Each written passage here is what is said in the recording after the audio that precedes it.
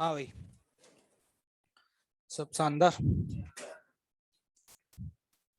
तैयारी कैसी चल रही है एग्जाम की? दे रहे हो कल का एग्जाम? कितने लोग दे रहे हैं? Okay, great. और घर जाने की टिकट्स हो गई?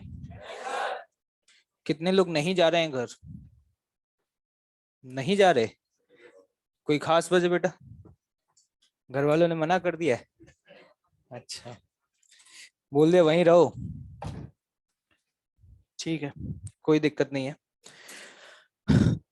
अगर कोई भी स्टूडेंट इन वैकेशंस को यूटिलाइज करना चाह रहा है, सोच रहा है कि पढ़ लेते हैं थोड़ा बहुत, क्योंकि इससे पहले बहुत सारे पाप कर दिए हैं तो उन पापों को धोना भी है।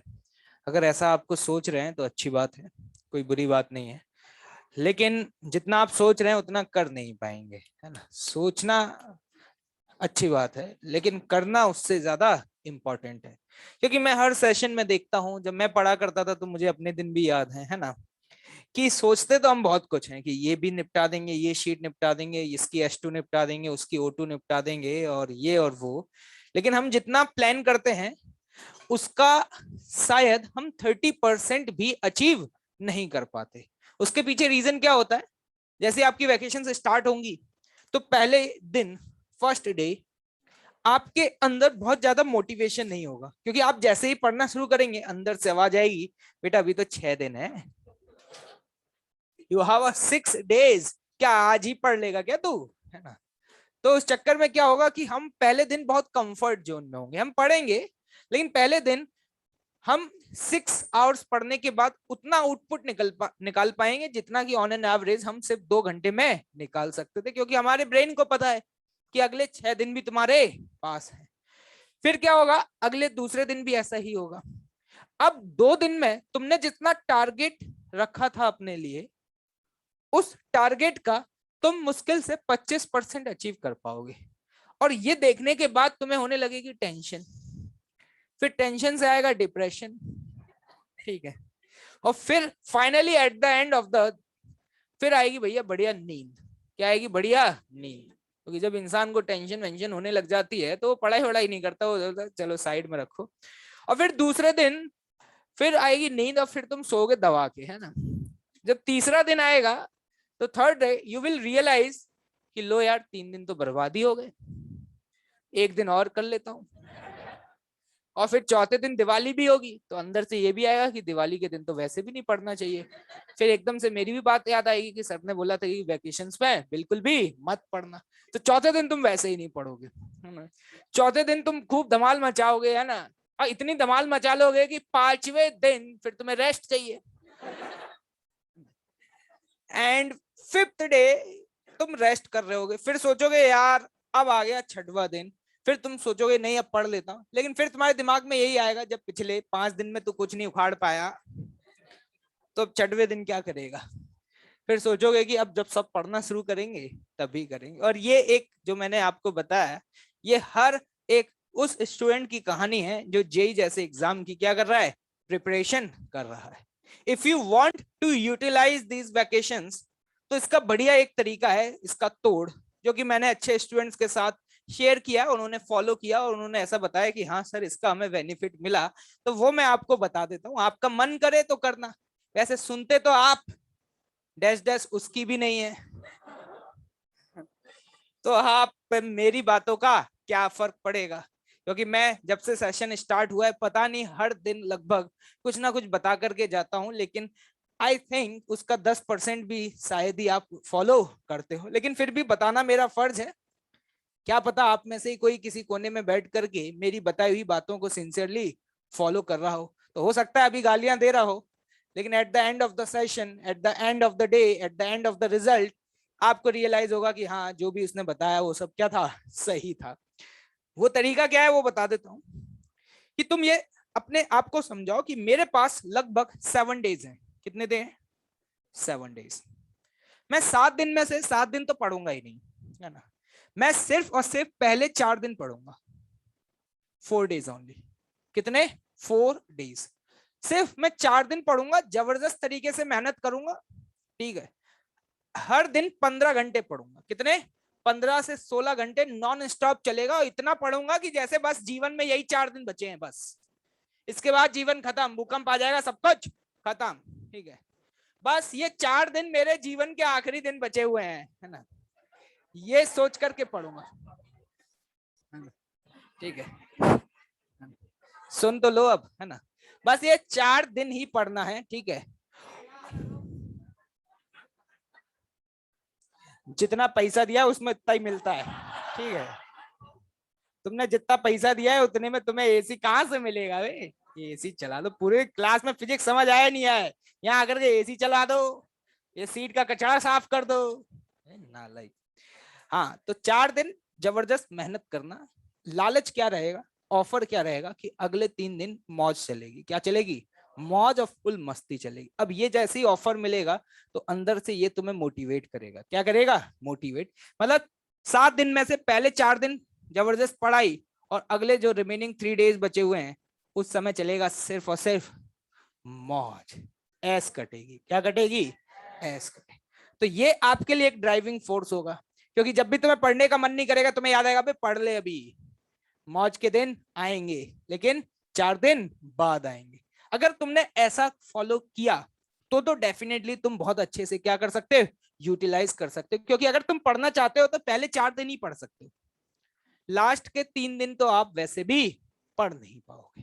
ठीक है, ये मैंने तुम्हें बता दिया, मन करे तो फॉलो करना, ना करे तो मौज ही मौज करना, अभी तक करते ही आए हो, उसमें कोई दिक्कत वाली बात नहीं है। लेकिन ये मैंने बता दिया कि फर्स्ट 4 डेज आप चाहें तो उसको बहुत अच्छे से यूटिलाइज कर सकते हैं, और आखिरी के जो 3-4 दिन बचे हों दिवाली वाले जब आ जाए तो अपनी मौज करते रहना। ठीक है, इससे आप कर सकते हो अच्छे से। ये बिल्कुल वैसी चीज है कि ऑफर लिखा हुआ था कहीं कि 50% डिस्काउंट, लेकिन उसके नीचे एक और चीज लिखी हुई थी जब 20,000 की शॉपिंग करेंगे तब। तो ये ऑफर बिल्कुल वैसा ही है। ठीक है, मौज मस्ती सब चलेगी, लेकिन टर्म्स एंड कंडीशन है कि पहले 4 दिन पढ़ाई होगी। अगर आपने पहले 4 दिन बहुत अच्छे से पढ़ाई कर ली तो सच बताऊं अगले 3 दिन को तुम बहुत अच्छे से इंजॉय कर पाओगे।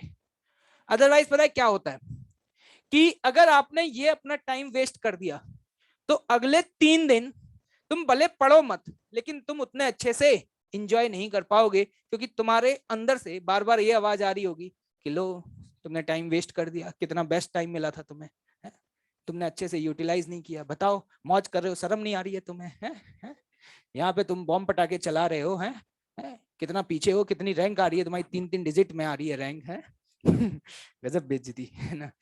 एसीटी तुम्हारा इतना खराब हुआ है और तुम यहाँ बॉम्ब पटाखे चलाए जा रहे हो, हैं? माँ बाप के पैसे को तुम बर्बाद किए जा रहे हो। ये तुम्हारा फ्यूचर बता रहा हूँ। बॉम्ब पटाखे चला रहे हो, मौज कर रहे हो, और मतलब बिल्कुल शर्म नहीं है तुम्हें इतनी। तो तुम क्या होगा, एक ऐसी सिचुएशन में फंस जाओगे कि तुम्हारी मौज मस्ती भी नहीं हो पाएगी, क्योंकि वो चीज तुम्हें बार बार क्या करेगी, परेशान कर रही होगी। ठीक है, हाँ, लेकिन अगर तुमने 4 दिन बहुत अच्छे से पढ़ाई कर ली तो डेफिनेटली तुम अच्छे से एंजॉय कर सकते हो। ठीक है, सोचना आराम से, कोई दिक्कत वाली बात नहीं है। वैसे तो मैंने पहले बता ही दिया था, पहला वाला ऑफर तो दिया हुआ है ना। ठीक है, वो ज्यादा अच्छा है। ओके, चलिए नोट्स निकालिए फटाफट, कहां तक पहुंच गए।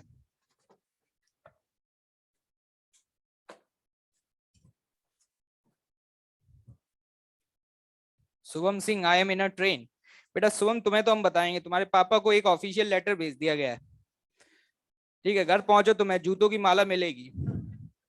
ठीक है,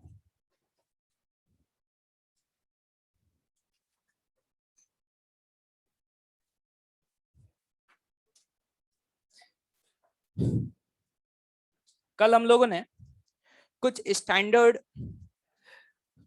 शेप्स के सेंटर ऑफ मास निकाले थे, क्या आप लोगों को याद है, क्या सभी को याद है क्या, तो पूछ लिया जाए फिर तो।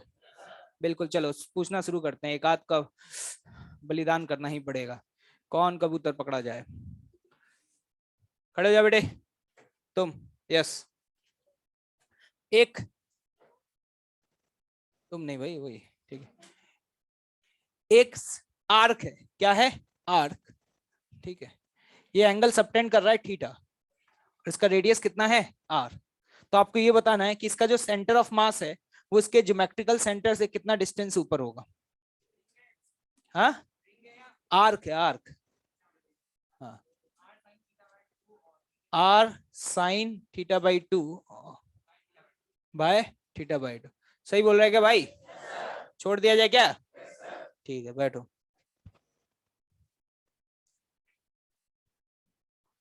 किसको पकड़ा जाए, किसको? खड़े हो जाओ। एक, डरना वरना मत है ना। सॉलिड हेमिस्फीयर है। क्या है? Solid hemisphere. तो इसका सेंटर ऑफ मास कितने ऊपर हाइट पे होगा? 3r/8। क्या सही है क्या भाई? पक्का?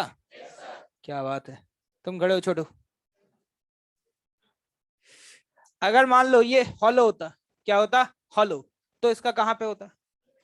r/2। पक्का? अभी रुक जाओ फिर। अगर एक कोन होता, क्या होता? कोन। लेकिन हॉलो कोन होता। कौन सा कोन? हॉलो कोन। तो कहां पे होता? h/3 पे। पक्का? ठीक है, ओके। मतलब वही स्टूडेंट्स आए क्लास करने जिनको याद है। जिनको याद नहीं है वो तो वैसे भी नहीं आए हैं। Okay, wonderful. ठीक है, खड़े हो जाओ।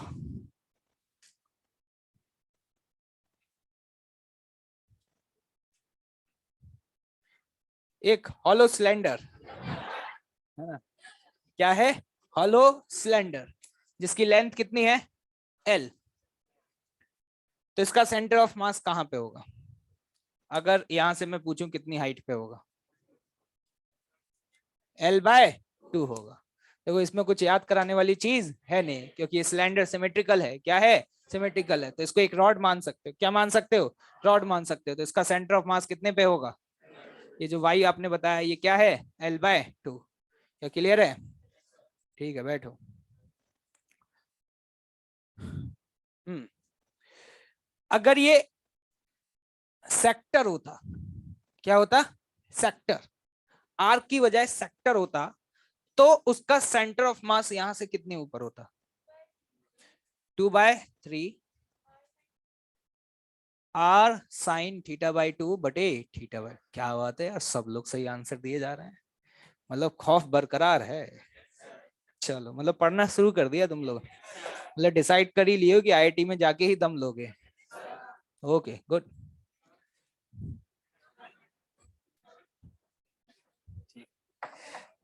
गोवा। वहां भी आईआईटी खुल गई है भाई। पता नहीं है क्या तुम्हें? कुछ लोगों के पास तो इसी का मोटिवेशन है। ठीक है, चलिए आगे कंटिन्यू करते हैं फिर। ठीक है।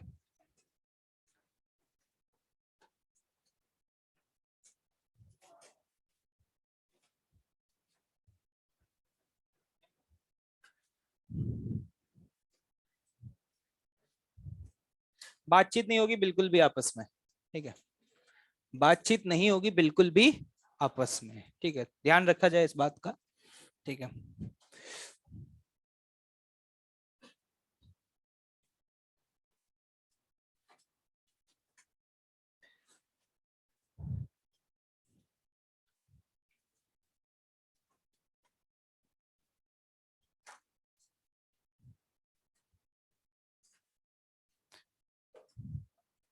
ब्लू वाला मार्कर कहाँ गया भाई?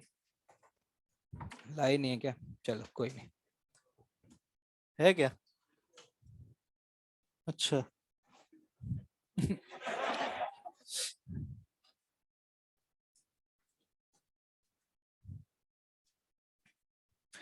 देखो ये आपके पास एक डिस्क थी। क्या थी? डिस्क। और इस डिस्क का जो रेडियस है, ये रेडियस क्या था? आर। ठीक। इस डिस्क में से गरीबी आ गई। क्या आ गई? गरीबी। तो आप गरीबी में क्या करेंगे? आपके घर पे जो ये डिस्क रखी हुई है, इस डिस्क में से एक डिस्क आपने काटी और बेच दी कबाड़े वाले को। जो डिस्क काट के निकाली है ये आप देख पा रहे होंगे सिमेट्रिकल है इस पॉइंट के अबाउट। क्या दिखाई दे रहा है? ठीक है, इसका रेडियस कितना है? r/2। ठीक है। अब ये काट के फेंक दी गई बाहर या बेच दी गई, जो भी हुआ हो। ठीक है। तो डेफिनेटली अगर ये निकाल दिया गया तो इतना तो आपको शायद समझ में आ रहा होगा कि अब इस पूरे गिवन सिस्टम का जो सेंटर ऑफ मास है, क्या सेंटर ऑफ मास, वो यहां पे तो नहीं होगा। मानते हो इस बात को? कहां पहुंचा होगा? क्या ये समझ आ रहा है? इधर कहीं पहुंच गया होगा पक्का? तो अब सवाल ये उठता है कि इस रिमेनिंग सिस्टम का जो सेंटर ऑफ मास है वो ओरिजिन से कितना इधर होगा। मतलब you have to find the coordinates. क्या फाइंड आउट करने हैं? कोऑर्डिनेट्स फाइंड आउट करने हैं। ये है आपकी y और ये क्या है x। तो देखो इस तरीके के सवालों को कैसे सॉल्व करते हैं। मैं बस पहला एक सवाल बताऊंगा, इसके बाद मैं एक भी नहीं बताऊंगा क्योंकि सब में कॉन्सेप्ट सेम होता है। उसके बाद आप ही सॉल्व करेंगे। मैंने एक सवाल ऐसा तो सॉल्व किया है जिसमें आपको याद होगा कि एक डिस्क थी और मैं एक और डिस्क लेकर के आया, उसको मैंने यहां रख दिया। क्या याद है? लेकिन इस बार डिस्क को रखा नहीं है, यहां से काट के निकाल दिया है। तो आपको याद होगा आप जब फॉर्मूला लिखते हैं तो आप फॉर्मूला क्या लिखा करते थे एक्सयूएम का? m1 r1 plus m2 r2 upon m1 plus m2। क्या इस तरीके से लिखते थे? अगर आरसीएम लिखूं, इसको क्या लिखूं? आरसीएम। क्या ये याद है सभी को? जब ऐड करते थे। लेकिन आज एडिशन हो रहा है, सब्ट्रैक्शन हो रहा है। हाँ, सब्ट्रैक्शन हो रहा है। अगर कोई मुझसे पूछे कि भाई साहब ये बना कैसे, तो मैं कहूंगा इसी चीज को दो पार्ट में ब्रेक किया जा सकता है। कैसे? एक आपके पास पूरी डिस्क, क्या है? पूरी डिस्क, उसमें प्लस करूं या माइनस करूं? माइनस करूंगा। माइनस, ये देखना, ये एक डिस्क, ये वाली माइनस कर दी। क्या माइनस ही तो करना है?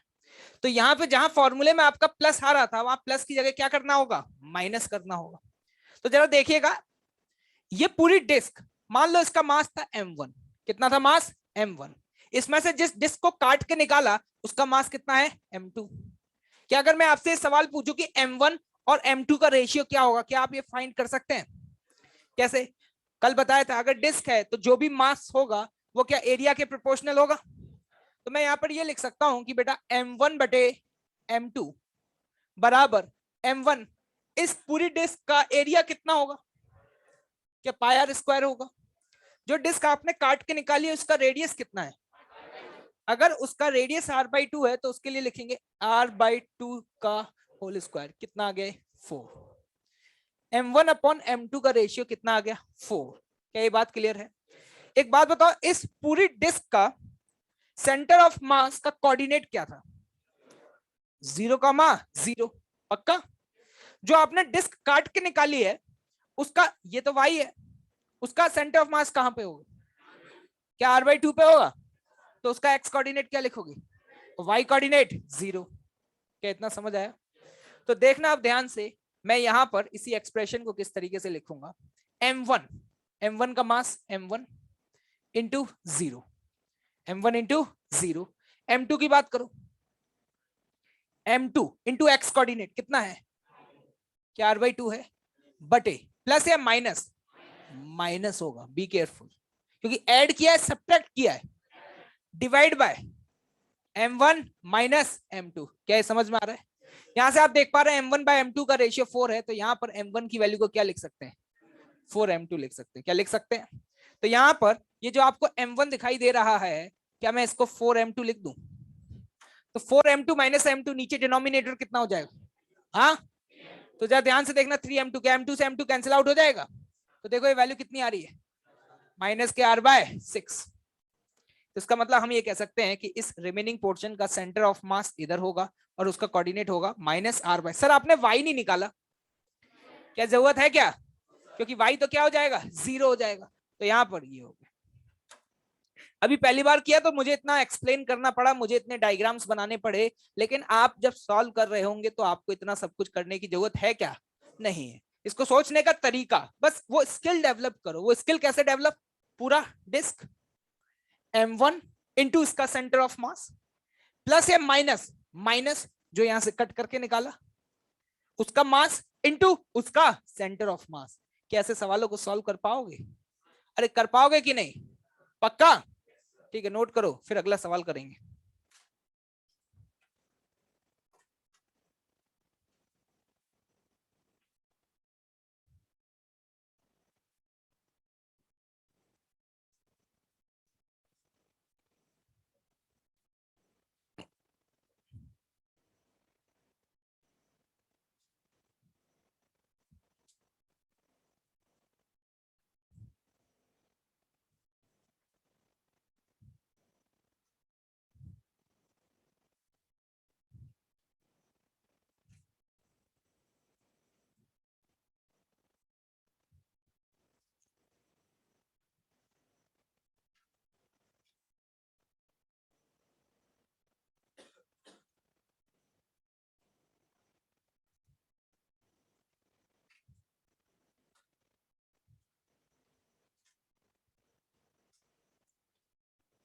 क्या नोट कर लिया? फटाफट नोट करें, थोड़ा फास्ट करेंगे अब, है ना? क्या क्या रिवर्स रेशियो में? तो पढ़ा लिखा करो यार थोड़ा बहुत, है ना, घर जा करके। कल बताया नहीं था? मास क्या होता है? Volume into density. देखो नोट्स, कितनी बार बताऊं ये बात? तो डेकोरम तो मेंटेन रखो कि कुछ भी बोल रहे हो। मास वॉल्यूम इनटू डेंसिटी होता है। वॉल्यूम क्या होगा? Area into thickness. मैं वहीं अटका रहा हूं कि m1/m2 का रेशियो कैसे निकाला है। कितनी बार बता चुका हूं ये बात? हाँ? पहली क्लास में भी बताया था, कल भी बताया था ये बात। इनवर्स रेशियो क्यों होगा? इनवर्स रेशियो भाई बताया तो था, मास वॉल्यूम इनटू डेंसिटी। अगर कोई प्लेनर बॉडी है तो जो भी मास होगा वो एरिया के प्रोपोर्शनल होगा। इसलिए बोलता हूँ घर जाके क्वेश्चंस को सॉल्व किया करो, नहीं करोगे तो मैं मदद नहीं कर पाऊंगा। ठीक है, एक डिस्क है, इसका रेडियस है 2r।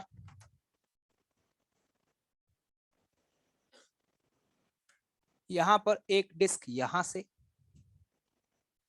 और एक डिस्क यहां से, ये कट करके निकाले गए हैं। और इन डिस्क का जो रेडियस है, ये रेडियस क्या है? r। अब ये सवाल बहुत तेजी से होना चाहिए, समय आप बिल्कुल भी खर्च ना करें। ठीक है, एक डिस्क निकालिए, दो निकालिए? दो निकाली गई।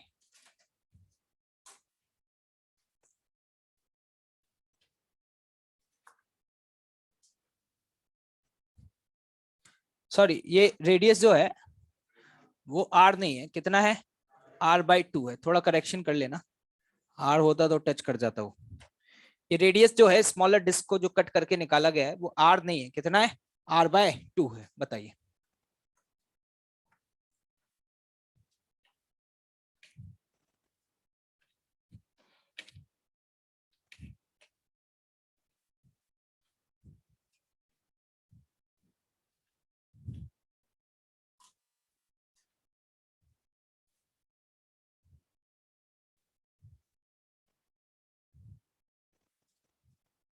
एक स्टूडेंट ऑनलाइन में बोल रहे हैं please upload the notes of COM. मेरे पास सीओएम के नोट्स नहीं है तो मैं अपलोड नहीं करूंगा। ठीक है, क्लास में आप क्लास अटेंड करिए और नोट्स बनाइए। ठीक है, क्योंकि अगर आपने बैकअप क्लासेस देखी हो तो लास्ट ईयर मैंने बैकअप क्लासेस में सेंटर ऑफ मास नहीं पढ़ाया था। ठीक है,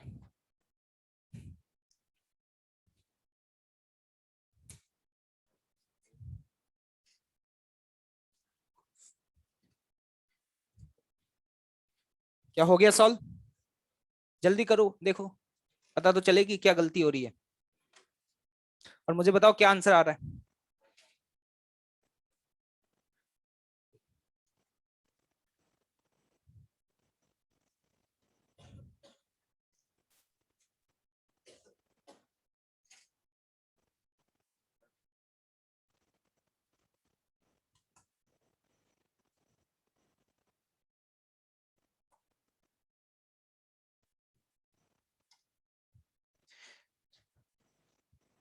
क्या सन्नाटा क्यों छा गया? -3r/4।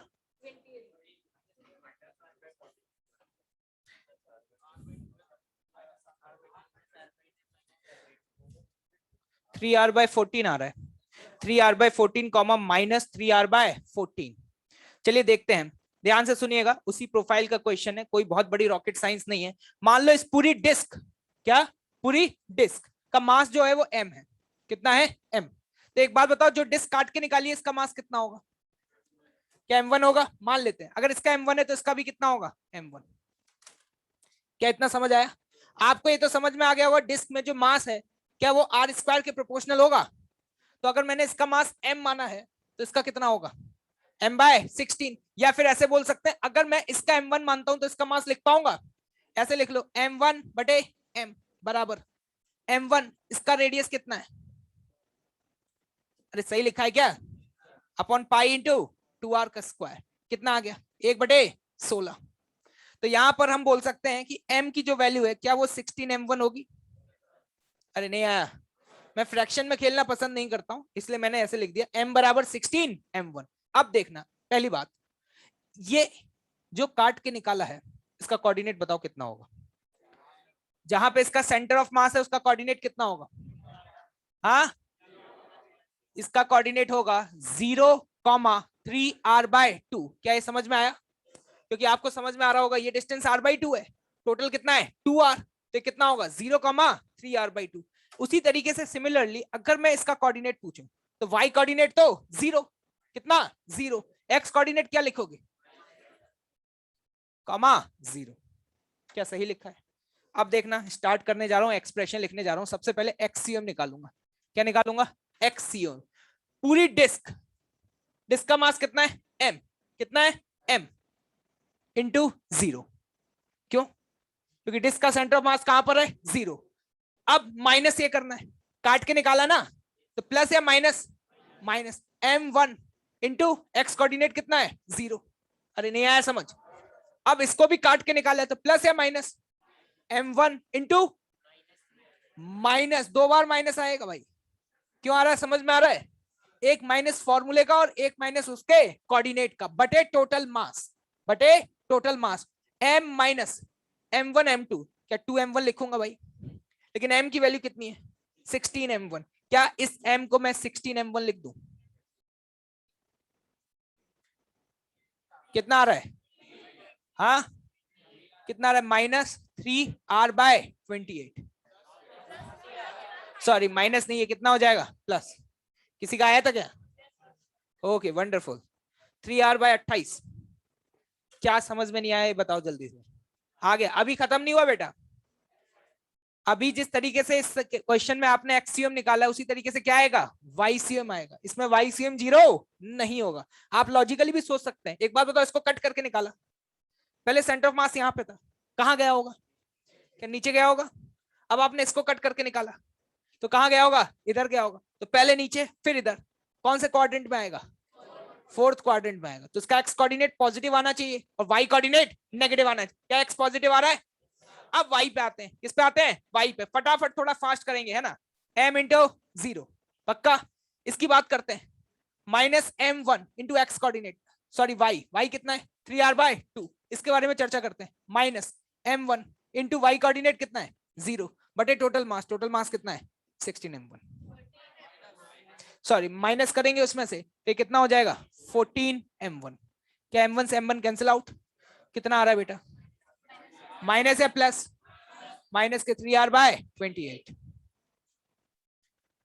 तो यहां से हम बोल सकते हैं 3r/28 कॉमा -3r/28, ये हैं कोऑर्डिनेट्स। किसी का सही था क्या? Okay, wonderful. अगला सवाल आपके लिए। किसी को कुछ पूछना हो तो पूछ सकता है। मास का रेशियो कैसे लिख रहा हूं, क्या समझ में आ रहा है? ठीक है, देखिए अगला सवाल। पहले वाले क्वेश्चन में आपको याद होगा मैंने डिस्क ली थी, उसका रेडियस कितना था? r। यहां से एक काट के निकाली थी और बेच दी थी कबाड़े में। कहां पर? कबाड़े में। लेकिन वापस से तुम्हारे पास पैसा आ गया तो जो बेची थी उसको खरीद लाए। अब खरीद के लेकर के आए लेकिन उसको ला करके यहां नहीं रखा, कहां रख दिया? यहां रख दिया। क्वेश्चन क्या, मैं दोबारा रिपीट कर रहा हूं। यहां से काट के यहां रख दिया, पहले काट के फेंक दिया, फिर उठा के लेकर आए और कहां रख दिया? इधर रख दिया। कोई दिक्कत? हमें क्या दिक्कत है? दिक्कत यह है कि you have to find the location of centre of mass. बताइए।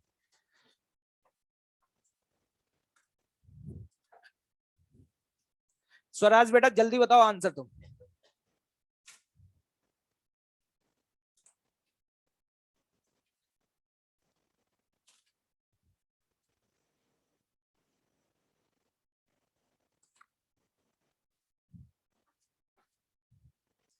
जो छोटी वाली डिस्क होती है, मतलब जिसको काट के निकालते हैं, उसका मास मान लिया करो। तो बड़ी वाली डिस्क का मास तुम इंटीजर में लिख पाओगे। किसमें? इंटीजर में।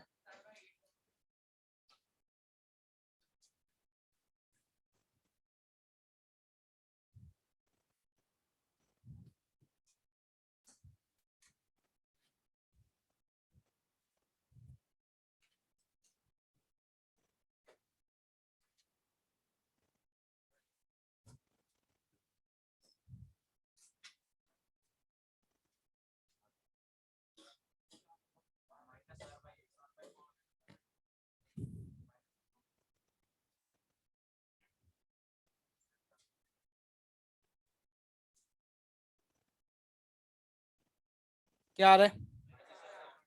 -r/4। कितने लोग का आया? Okay wonderful. देखिएगा ध्यान से, समय समाप्त हो चुका है, सभी लोग यहाँ ध्यान से देखें। मान लो जिसको काट के निकाला उसका मास m था। कितना था? m। तो पूरी डिस्क का मास कितना रहा होगा? क्या 4m बोल सकता हूं? पूरी डिस्क, कौन सी डिस्क? पूरी डिस्क का मास कितना रहा? 4m। करने का तरीका क्या है? स्टेप बाय स्टेप चलोगे, कोई गलती नहीं होगी। जिसको काट के निकाला उसका एक्स कोऑर्डिनेट बताओ कितना था? जहां पे ला करके रखा है उसका एक्स कोऑर्डिनेट, क्या सेंटर ऑफ मास का यही होगा? सही लिखा? सॉरी, रेडियस r है तो ये r/2। और फोकस, क्या सही लिखा है? अब देखना, मैं लिखने जा रहा हूं, देखना सभी लोग ध्यान से देखेंगे अप्रोच। सवाल बहुत आसान। ये बना कैसे ये सवाल? पहले पूरी डिस्क उसका मास 4m इंटू 0, 4m इंटू 0। काटा, जिसको काटा उसका मास, काटा तो माइनस या प्लस, इंटू उसका एक्स कोऑर्डिनेट r/2। क्या सही लिखा जनाब? पक्का? अब काट के फेंक दिया है, दोबारा ले आए, फेंक दिया है दोबारा लाए, ऐड किया है सब्ट्रैक्ट किया है, तो प्लस या माइनस m। जहां रखा है माइनस के r/2। क्या समझ में आया? बटे, क्या ध्यान से देखना, टोटल मास कितना था? काट दिया, जोड़ दिया, तो ये तो कितना रहा? 4m ही रहा। कितना आ रहा है? -r/4। क्या कॉन्सेप्ट समझ में आया? क्या दोबारा बताने लायक है? फिर भी बताऊंगा दोबारा, ध्यान से देखना। कुछ गरीब भाई बंधु हैं जिनको शायद समझ में ना आया हो, एक बार दोबारा से सुनेंगे। काटना और जोड़ना हमें बहुत अच्छे से आता है, हमने बहुत लोगों का काटा है, कोई दिक्कत वाली बात नहीं है। ठीक है, जरा ध्यान से देखिएगा, फंडामेंटल फोकस। ठीक है, अगर आप डिस्क में से या किसी भी गिवन बॉडी में से कोई भी चीज काट के बाहर निकाल रहे हैं तो माइनस, और जोड़ रहे हैं तो प्लस। तो जैसे इसको काट के बाहर निकाल, लेकिन बी फोकस कि जिसको भी आपने ऐड किया है या जिसको भी आपने सब्ट्रैक्ट किया है उसका आपको क्या पता होना चाहिए? है कोऑर्डिनेट्स किसके? सेंटर ऑफ मास के। क्या हम ऐड करते जाएंगे? यहाँ जनरली लोगों से क्या गलती होती है कि यहाँ पे प्लस तो कर देते हैं लेकिन यहाँ -r/2 नहीं लगाते, तो उनका एक्सप्रेशन जीरो आ जाता है। लोग कहते हैं जीरो, क्या जीरो होगा क्या? कौन सी जगह आ रहा है, कौन सी लाइन पे आ रहा है, क्या इधर आ रहा है नहीं आ रहा है? अगला सवाल कर पाओगे? तैयार रहो, फिर शकल क्या देख रहे हो।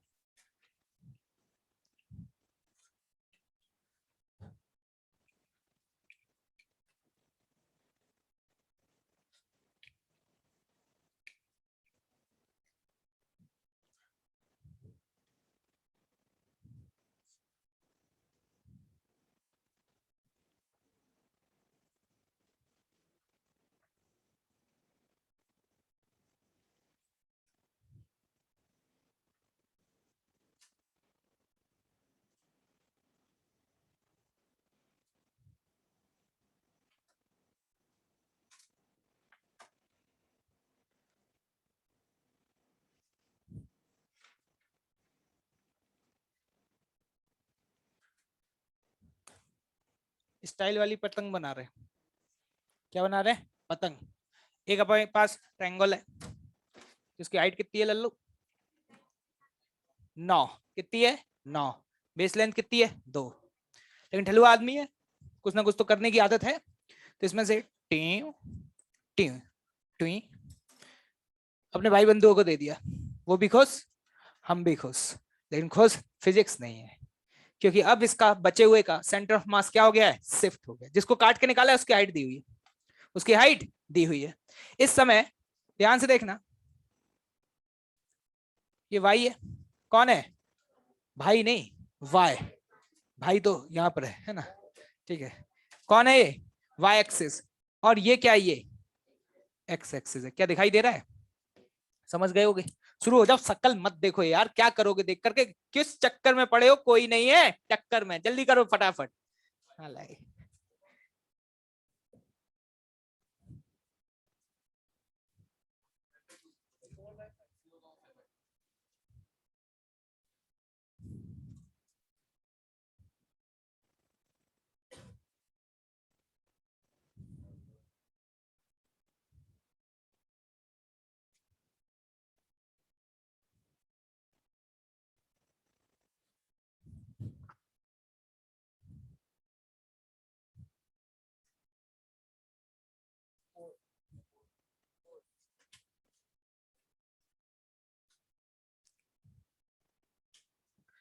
क्या लगता है, बता पाओगे? पक्का? अच्छा, आपको राइट एंगल ट्रायंगल का एरिया निकालना आता है? 4,0,4। कितने लोगों का 0,4 आ गया है? कितने लोगों का 0,3 आ रहा है? 0,2, 0,6, 0,8? बताओ तुम्हारा क्या आ रहा है? पता नहीं भाई क्या कर रहे हैं, कितने सवाल कराऊं तब जाके सही बताएंगे। एक बात बताना, मान लो जिसको काट के बाहर फेंक दिया उसका मास m है। कितना है? m। और पूरी पतंग का मास था m1। कितना था? m1। क्या यहाँ पे हम बोल सकते हैं कि मास डायरेक्टली प्रोपोर्शनल टू एरिया होगा? अरे बोल सकते हैं या नहीं? तो ध्यान से देखना, m बटे m1, half base into height. Base तो दोनों का सेम है, हाफ भी सेम है। जो हाइट का रेशियो होगा क्या वही होगा? इसका हाइट कितना है? 3। जिसमें से काटा है उसका हाइट कितना था? 9। कितना आ गया? 1/3। तो यहां से हम बोल सकते हैं m1 कितना आ गया? 3m। क्या ये समझ आया? मैंने एक बात बताई थी कि एक ट्रायंगल का सेंटर ऑफ मास उसकी बेस से h/3 पे होता है। क्या याद है बात? तो ये जो बड़ा वाला ट्रायंगल है इसकी हाइट कितनी बेटा? तो इसका सेंटर ऑफ मास कहां पे रहा होगा? क्या यहां रहा होगा? मतलब कितना? 0,3। तो पढ़े लिखे हो और समझदार हो तो तुम्हें एक बात तो देखते ही समझ आ जानी चाहिए कि तुम्हारा आंसर 0,3 तो नहीं आएगा, क्योंकि 0,3 तो इस पूरे ट्रायंगल का है। नीचे से काट के निकाल दिया तो कहां जाएगा? नीचे या ऊपर? तो इतना तो श्योर है कि 4 ऑप्शन अगर हमें दिखाई दे रहे हैं उसमें से एक ही ऑप्शन ऐसा है जो 3 से ज्यादा है, तो क्या बिना सॉल्व किए आगे टिक करके बढ़ जाएंगे? नहीं आया समझ? सर आगे सॉल्व तो करके बताओ। बिल्कुल सॉल्व करके बताएंगे, कोई दिक्कत वाली बात नहीं है। एक्स निकाले या वाई निकाले? एक्स तो क्या होगा? 0। टोटल मास m इंटू उसका एक्स कोऑर्डिनेट कहां था? 3। क्या समझ आया? जिसको तुमने कट किया है उसकी हाइट कितनी थी? अगर उसकी हाइट 3 थी तो उसका सेंटर ऑफ मास कहां होगा? क्या यहां पे रहा होगा? 0,1। प्लस करूं या माइनस करूं? Minus m1 into Y coordinate कितना? 1 divided by m minus m1। क्या तुम्हें m1 की वैल्यू 3m पता है? मैंने लगता है उल्टा लिख दिया है, जो m1 था उसको m लिख दिया है, जो वो तुम देख लेना। क्या अभी सही लिखा है भाई? m1 की वैल्यू क्या डाल दें? 3m। कितना आ रहा है? कितना आ रहा है? 4। क्या हम कह सकते हैं अगर हमें कोऑर्डिनेट पूछे जाए तो 0,4 आएगा? यार तुमसे हो नहीं रहे हैं क्या? एक जैसे कितने सवाल करवाने पड़ेंगे? क्या कॉन्सेप्ट समझ में नहीं आया क्या? अब कुछ लोग सोच रहे होंगे नहीं सर वो डिस्क वाला करवाया था, ये ट्रायंगल वाला करवा दिया। ऐसे तो शेप तो बदलती रहेंगी, शेप तो बदलती रहेंगी। कॉन्सेप्ट क्लियर है कि नहीं है? कर पाओगे? Okay wonderful.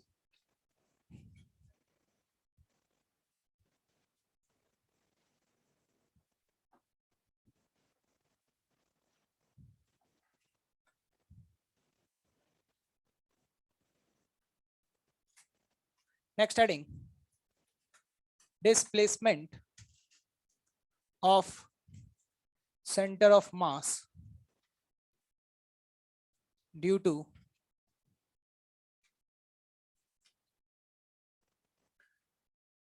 displaced particles।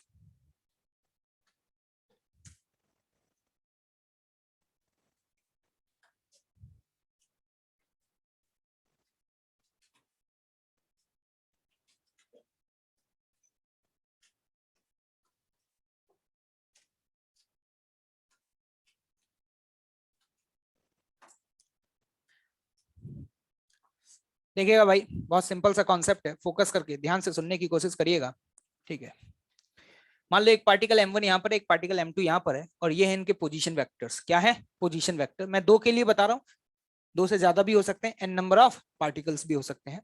अब अपन ने क्या किया, आदत है अपनी, तो इसको यहां से डिस्प्लेस कहीं और कर दिया, इसको यहां से यहां ले गए m1 को। तो अगर इसको डिस्प्लेस करोगे तो इसका पोजीशन वेक्टर क्या हो जाएगा? चेंज। मान लो जो नया वाला पोजीशन वेक्टर है, कौन सा वाला? नया वाला, वो r1 डैश है। कौन सा डैश है? r1 dash. और यहां से m2 को उठा के कहीं और ले गए, मान लो यहां ले गए, तो m2 का जो नया वाला पोजीशन वेक्टर है वो क्या है? r2 डैश है। एक बात बताना भाई साहब, फोकस करके, अगर m1 और m2 इनको मूव करेंगे तो इस गिवन बॉडी का जो सेंटर ऑफ मास है वो मूव करेगा या नहीं करेगा? पक्का? हेडिंग पढ़ो क्या लिखा हुआ है, displacement of centre of mass due to a displaced particle. अगर इन पार्टिकल्स को डिस्प्लेस कर दिया गया या किसी भी गिवन सिस्टम के अंदर जो भी बॉडीज प्रेजेंट है उनको अगर डिस्प्लेस कर दिया गया, क्या सेंटर ऑफ मास डिस्प्लेस होगा?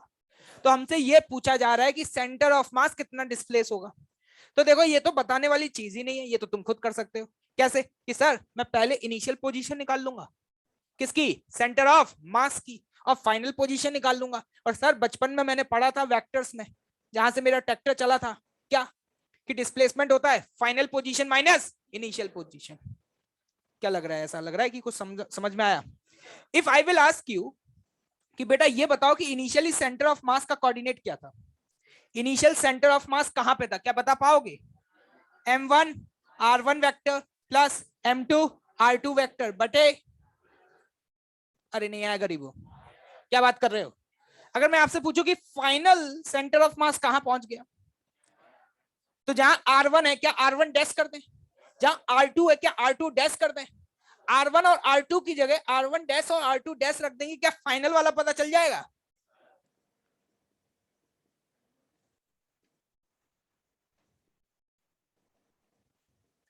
लेकिन ना बेटा मुझसे जे पूछा है, ना बेटा मुझसे जे पूछो है, मुझसे कहा पूछो है, हैं? मुझसे तो पूछा है डिस्प्लेसमेंट किसका, सेंटर ऑफ मास का, मतलब मुझसे डेल्टा आरसीएम पूछा है। क्या पूछा है? Delta RCM. डेल्टा आरसीएम समझते हो? Displacement of centre of mass. Displacement बराबर बचपन में पढ़ाया गया था फाइनल माइनस इनिशियल। क्या पढ़ाया गया था बेटा? फाइनल डिस्प्लेसमेंट और इनिशियल सेंटर ऑफ मास। क्या इसमें से इसको सब्ट्रैक्ट कर दें? सॉरी इसमें से इसको, क्या इसमें से इसको कर सकते हैं? डिनोमिनेटर तो दोनों में क्या है, सेम है। अब ध्यान से देखना, जब सब्ट्रैक्ट करोगे तो m1 वाले सारे टर्म्स एक साथ रखो, m1 वाले सारे टर्म एक साथ रखो, तो तुम्हें दिखाई दे रहा होगा यहाँ पे m1 into r1 dash minus और r2 डैश माइनस। क्या कुछ इस तरीके का तुम्हें देखने को मिल रहा है? क्या नहीं देखने को मिले तो कोई दिक्कत वाली बात नहीं। क्या ऐसा कुछ बनेगा? Plus m2 multiplied by r2 dash minus r2 बटे, है तो मैं, ये क्या है, ये क्या इसको डेल्टा r1 लिख दूं? ये क्या है, क्या इसको डेल्टा r2 लिख दूं? तो इसी को अपन लोग डायरेक्टली बोल सकते हैं डेल्टा RCOM। क्या बेटा? डेल्टा RCOM बराबर क्या होगा, m1 into delta r1 plus m2 into delta r2 बटे, क्या इस तरीके से हम डिस्प्लेसमेंट ऑफ सेंटर ऑफ मास निकाल सकते हैं? क्या तुम्हें लग रहा तुम आज के बाद इतना सब कुछ करोगे? सीधे सीधे ऐसा लग रहा है ये फॉर्मूला क्या कोई नया फॉर्मूला है? क्या तुम इसे याद करने वाले हो?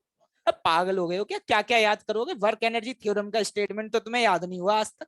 ये तो सिंपल है, आज से पहले पढ़ा था m1r1 प्लस m2r2 बटे m1 प्लस m2। हमें डेल्टा आरसीएम निकालना है, मतलब डिस्प्लेसमेंट ऑफ सेंटर ऑफ मास निकाल। अरे क्या निकालना भाई?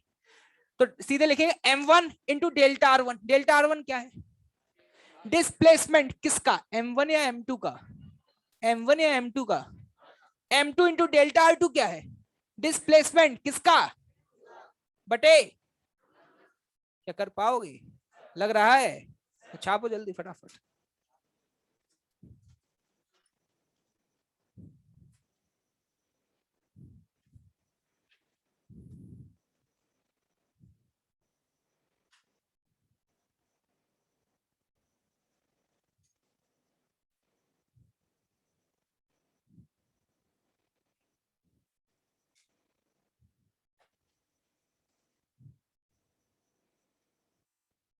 ऐसे कितने स्टूडेंट्स हैं जो दिवाली के बाद वापस ही नहीं आ रहे हैं?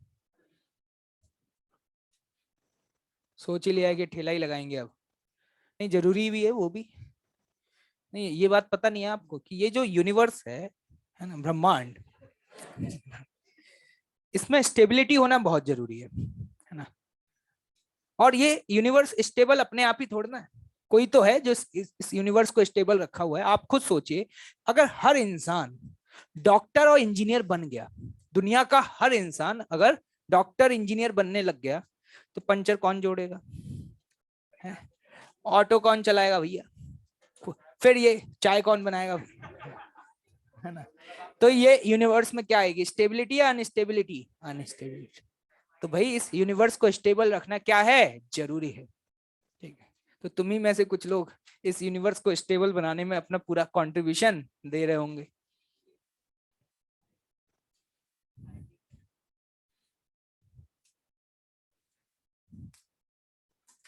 इसमें ये बताओ, तुम्हें तुम्हें समझ आ गया? तुम्हें समझ बहुत जल्दी आता है, तुम्हारा आईक्यू बहुत तेज है, मतलब गजब। बस सवाल नहीं बनता बस। अभी समझ आ गया? हाँ आ गया।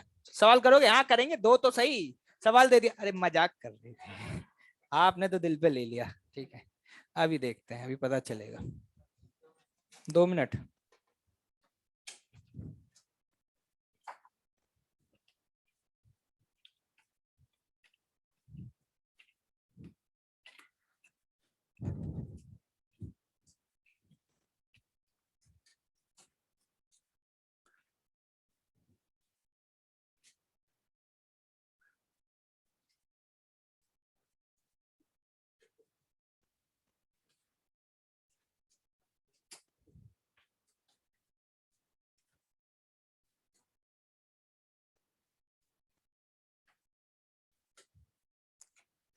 एक सिस्टम है जिसके अंदर दो पार्टिकल हैं। कितने पार्टिकल हैं? दो। तुम्हें कितने दिख रहे हैं? दो ही दिख रहे हैं? तीन तो नहीं दिख रहे? फोर्सेस में तो ऐसा होता था, कितने फोर्स लग रहे हैं? तीन।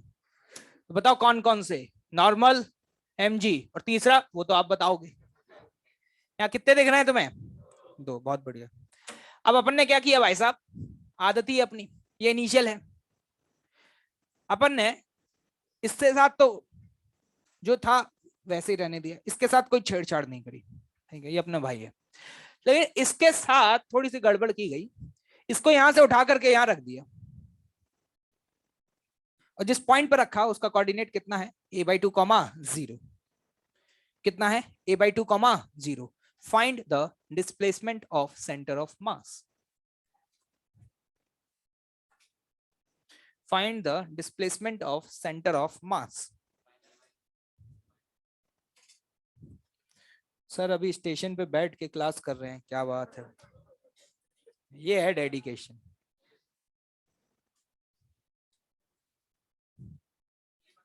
पता चल है। -a/3 सुनने में आ रहा है मार्केट में, क्या यही है क्या? किसका आ रहा है? चलिए देखते हैं। एक बात बताओ, सीधे सीधे अपन डेल्टा आरसीएम कैलकुलेट करने जा रहे हैं। क्या कैलकुलेट करने जा रहे हैं? Delta RCM. m1, किसी एक को m1 मान लो, किसी एक को m2। m1 इंटू इसका डिस्प्लेसमेंट। क्या इसका डिस्प्लेसमेंट कितना है? क्या पहला वाला टर्म लिखने की जरूरत है क्या? ना लिखूं तो काम चल जाएगा। m2 ये रहा 2m इंटू इसका डिस्प्लेसमेंट। इसका डिस्प्लेसमेंट बताओ, पहले a पे था, अब a/2 पे आ गया। क्या फाइनल माइनस इनिशियल होगा? क्या a/2 माइनस a, क्या मैं सही लिख रहा हूं बेटा? बटे total mass. Total mass 2m या m?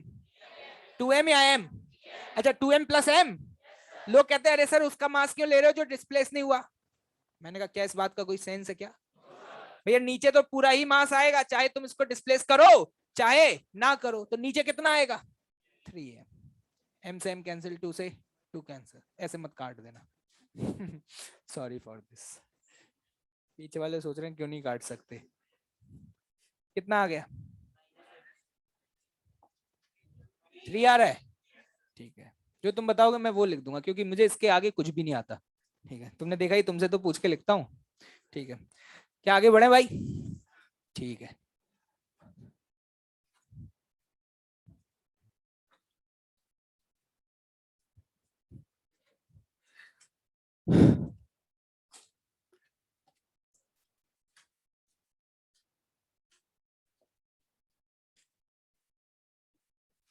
एक प्लैंक है जिसका मास है 3m, और इसके ऊपर है एक मैन। चिंटू भैया आपके after a long time coming back. ठीक है, दिवाली के बाद आएंगे, अभी छुट्टी पे चले गए। ठीक है, ठीक है, वो भी आएगी बेटा, लेकिन एफर्ट तो करने पड़ेंगे ना। बिना एफर्ट किए तो जो है वो भी चली जाएगी। नालायक। ये है लेंथ एल। किसकी लेंथ है? एल, प्लैंक की। किसकी लेंथ है? प्लैंक की। प्लैंक जो है वो रेस्ट पर है, प्लैंक कहीं मूव नहीं कर रहा, क्योंकि नीचे वाली सरफेस जो है वो क्या है? रफ है। ठीक है, ये बिल्कुल कहानी ऐसी है। ये प्लैंक आप देख पा रहे हैं क्या? ठीक है, मैं यहाँ पर हूँ, इस प्लैंक की लेंथ है एल, और मैं यहाँ से चलना शुरू किया। और मैं प्लैंक के दूसरे एंड पे पहुंच गया, प्लैंक के दूसरे एंड पे पहुंच गया, लेकिन प्लैंक मूव किया क्या? नहीं किया। तो मैं यहाँ पे था, यहाँ से चलते हुए यहाँ आ गया। अगर मैं यहाँ आ गया तो मैं आपसे ये पूछना चाह रहा हूं, मैन प्लस प्लैंक कौन बेटा? इस पूरे सिस्टम का जो भी सेंटर ऑफ मास है वो डिस्प्लेस हुआ या नहीं हुआ? हुआ या नहीं हुआ? पक्का? तो कितना हुआ ये बता दो जल्दी।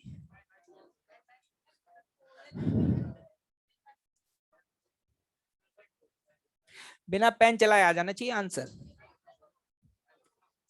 L/4, L/2 कितनों का आ रहा है और L कितनों का आ रहा है? किसी का L आया क्या? क्या हो गया सवाल? हम डायरेक्टली लिखेंगे डेल्टा RCM। 3m कितना डिस्प्लेस हुआ? 0। ये कितना डिस्प्लेस हुआ बटे है 4m। तो यहां से वैल्यू कितनी आ गई? पक्का? पूरे सिस्टम का सेंटर ऑफ मास L/4 आगे चला गया। कहां चला गया? आगे। लेकिन अगर आपसे सिर्फ ये पूछा जाता कि भाई साहब, मैंने कहा बोलो, ये प्लैंक जो है ना, इसका सेंटर ऑफ मास कितना आगे गया? क्या प्लैंक का सेंटर ऑफ मास मूव किया? प्लैंक का सेंटर ऑफ मास अगर यहां है, क्या यहीं रहेगा? अगर इंडिविजुअल प्लैंक के सेंटर ऑफ मास की चर्चा की जाए तो आंसर क्या आएगा? 0 है। और अगर सिर्फ इस मैन के सेंटर ऑफ मास का डिस्प्लेसमेंट पूछा जाए तो मैन चलेगा तो उसका सेंटर ऑफ मास उसके साथ चलेगा। अरे चलेगा कि नहीं चलेगा? कि सेंटर ऑफ मास वहीं गिर जाएगा नीचे? वो तो अपने साथ चलेगा, है ना। तो मैन का सेंटर ऑफ मास कितना डिस्प्लेस हुआ? L। लेकिन होल सिस्टम की बात की जा रही है। Who is your system, man या प्लैंक? Man plus plank. तो पूरे सिस्टम का सेंटर ऑफ मास कितना आगे गया? क्या लग रहा है, कुछ समझ आ रहा है क्या? इस तरीके के सस्ते 2-2 कौड़ी के सवाल अगर तुम्हारे सामने आ जाए तो कर पाओगे? चलिए एक सवाल और।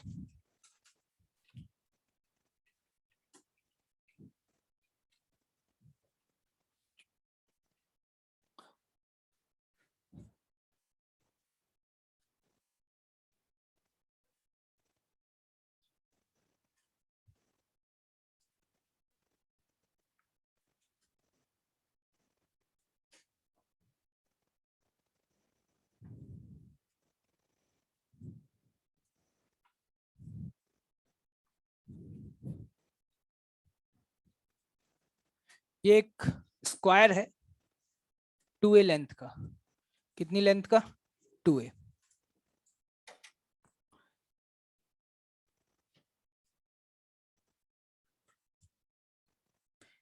इस स्क्वायर में से एक आपने सेमी सर्कुलर डिस्क काट दी। क्या काट दी? Semi circular disc. ठीक है, कोई दिक्कत तो नहीं है? उस सेमी सर्कुलर डिस्क को यहां से उठाया और यहां ऐसे रख दिया, लाइक दिस। मतलब आपका मामला कुछ ऐसा है। क्या समझ में आ रहा है? यहां से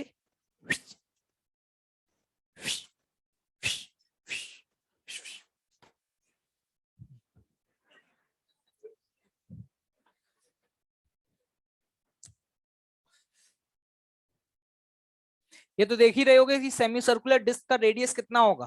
ठीक है। Find the displacement of centre of mass. 0।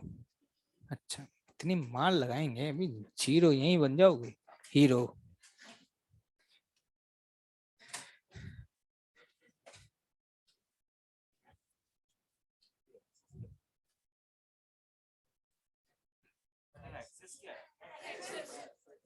There is no need of it. अगर मानना चाहते हो तो ये मान लो, ये x है। क्या है? x। और ये क्या है?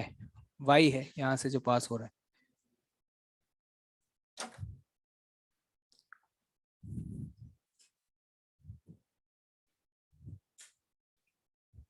इसको आसान बनाया जा सकता है इस सवाल को।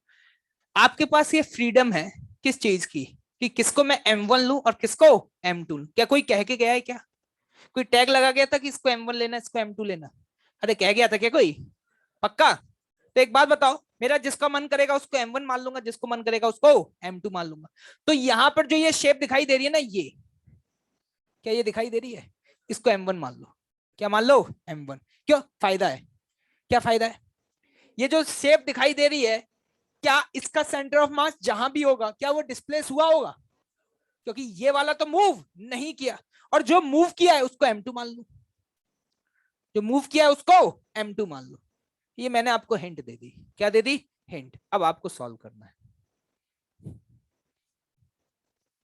क्या हो सकता है तुम बताओ? है हेमिस्फीयर है। एक स्क्वायर में से हेमिस्फीयर काट के निकाल दोगे? दूं ला के? हेमिस्फीयर यही बना देंगे स्पेयर। डिस्क है। क्या है? Disc, semi circular.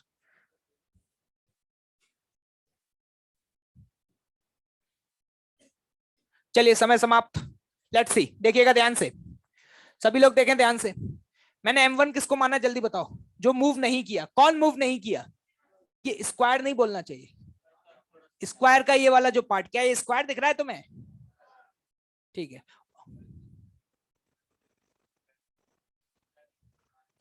क्या? रुक जाओ अभी, ठीक है, ठंड तो रखो। खत्म हो गया क्या सवाल? चल रहा है अभी। इसको यहां से यहां शिफ्ट किया। ये डिस्क है। क्या है? डिस्क। क्या ध्यान से देखना, क्या आपको डिस्क का सेंटर ऑफ मास पता है कहां होता है? पक्का? यहां से कितने डिस्टेंस पे होता है? क्या इधर होता है? 4r/3π। क्या ये सेंटर ऑफ मास यहां से उठ के यहां पहुंच गया है? कहां पहुंच गया है? 4r/3π।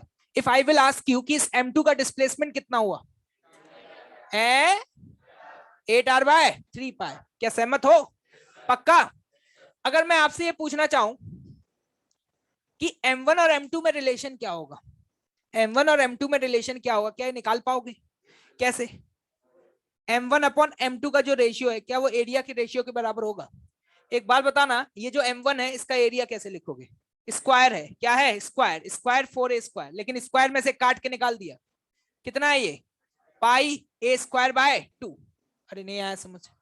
बटे m2 है ये, इसका कितना है? πa²/2। ये मैंने πa² क्यों किया, समझ आ रहा है? बताना ये रेशियो कितना आ रहा है? a² तो कट जाएगा। कितना आ रहा है? 8 - π/π। क्या आ रहा है या नहीं आ रहा है?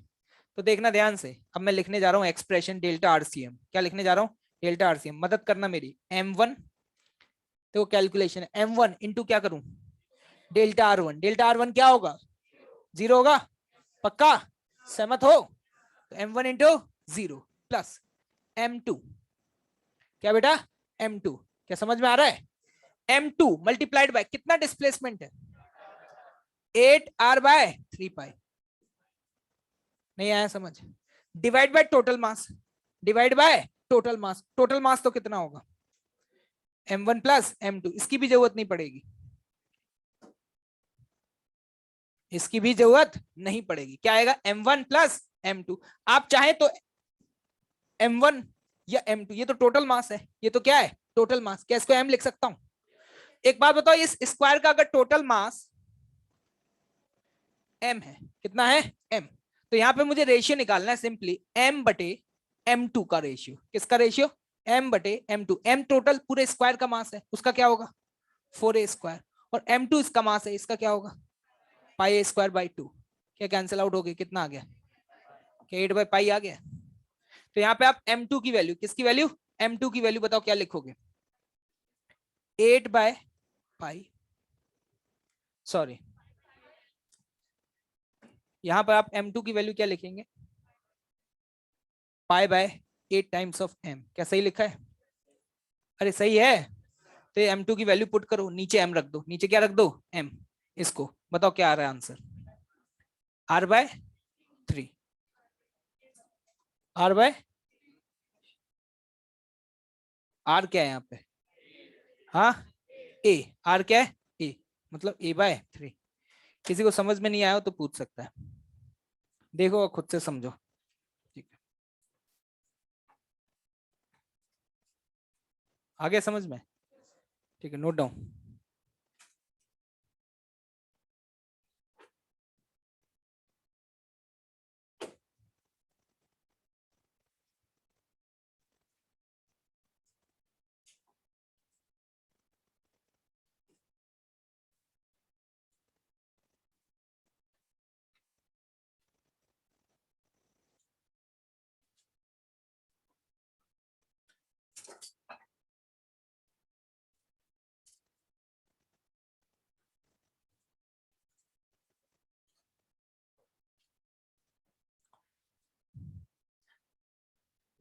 कोई रॉकेट साइंस नहीं है, सिंपल सी चीज है। दोबारा एक्सप्लेन कर दूं क्या? देखो ध्यान से देखो, मैंने M1 इसको मान लिया जिसको डिस्प्लेस नहीं किया, और इसको M2 मान लिया। क्या मान लिया? M2। तो M1 इंटू जीरो, क्योंकि उसे डिस्प्लेस नहीं किया। M2 इसको डिस्प्लेस किया है। पहले इसका सेंटर ऑफ मास यहां था, अब यहां पर है। कितना डिस्प्लेस हुआ? तो M2 into 8R/3 pi upon total mass. बस यही तो है। इसके बाद तो फिर मैथ्स है। क्या है? मैथ्स, क्योंकि मुझे यहाँ पे टोटल मास लिखना है। पूरा ये स्क्वायर था। क्या था? स्क्वायर। स्क्वायर की साइड लेंथ कितनी है? आपको पता है जो भी मास होगा क्या वो एरिया के प्रोपोर्शनल होगा? तो 2a का स्क्वायर कितना हो गया? 4a²। ये जिसको डिस्प्लेस किया ये क्या है? डिस्क है। सेमी सर्कुलर है ना भाई, तो सेमी सर्कुलर डिस्क का एरिया कितना होगा? πr²। आर कितना है इसका? a/2 क्यों किया, समझ आ रहा है? तो यहां से वैल्यू आ गई 8/पाई m2 की वैल्यू आ गई। किसकी वैल्यू आ गई? m2। क्या ये m2 की वैल्यू यहां पुट की जा सकती है? जैसे आप m2 की वैल्यू पुट करेंगे, डिवाइड बाय m करेंगे, m से m कैंसिल हो जाएगा, ये वैल्यू क्या आ जाएगी? 8/3। क्लियर? आगे बढ़े भाई। तो जब भी इस तरीके के प्रॉब्लम्स आते हैं तो हमेशा M1 और M2 सेलेक्ट करते समय बस इस बात का ध्यान रखो, M1 उसको लो जिसको आपने डिस्प्लेस नहीं किया है। अदरवाइज आपके लिए थोड़ी मेहनत बढ़ जाएगी। क्या बढ़ जाएगी? मेहनत बढ़ जाएगी आपके लिए। आंसर तो तब भी आ जाएगा, उसमें कुछ गलत नहीं होगा, आप M1 किसी को भी मान सकते हैं, लेकिन उस केस में क्या होगा कि ये वाला टर्म भी आ जाएगा, और ये टर्म आ जाएगा तो आपको दो टर्म्स को आपस में ऐड या सब्ट्रैक्ट करना पड़ेगा। क्या करना पड़ेगा? ऐड या सब्ट्रैक्ट। ठीक, देखिएगा नेक्स्ट।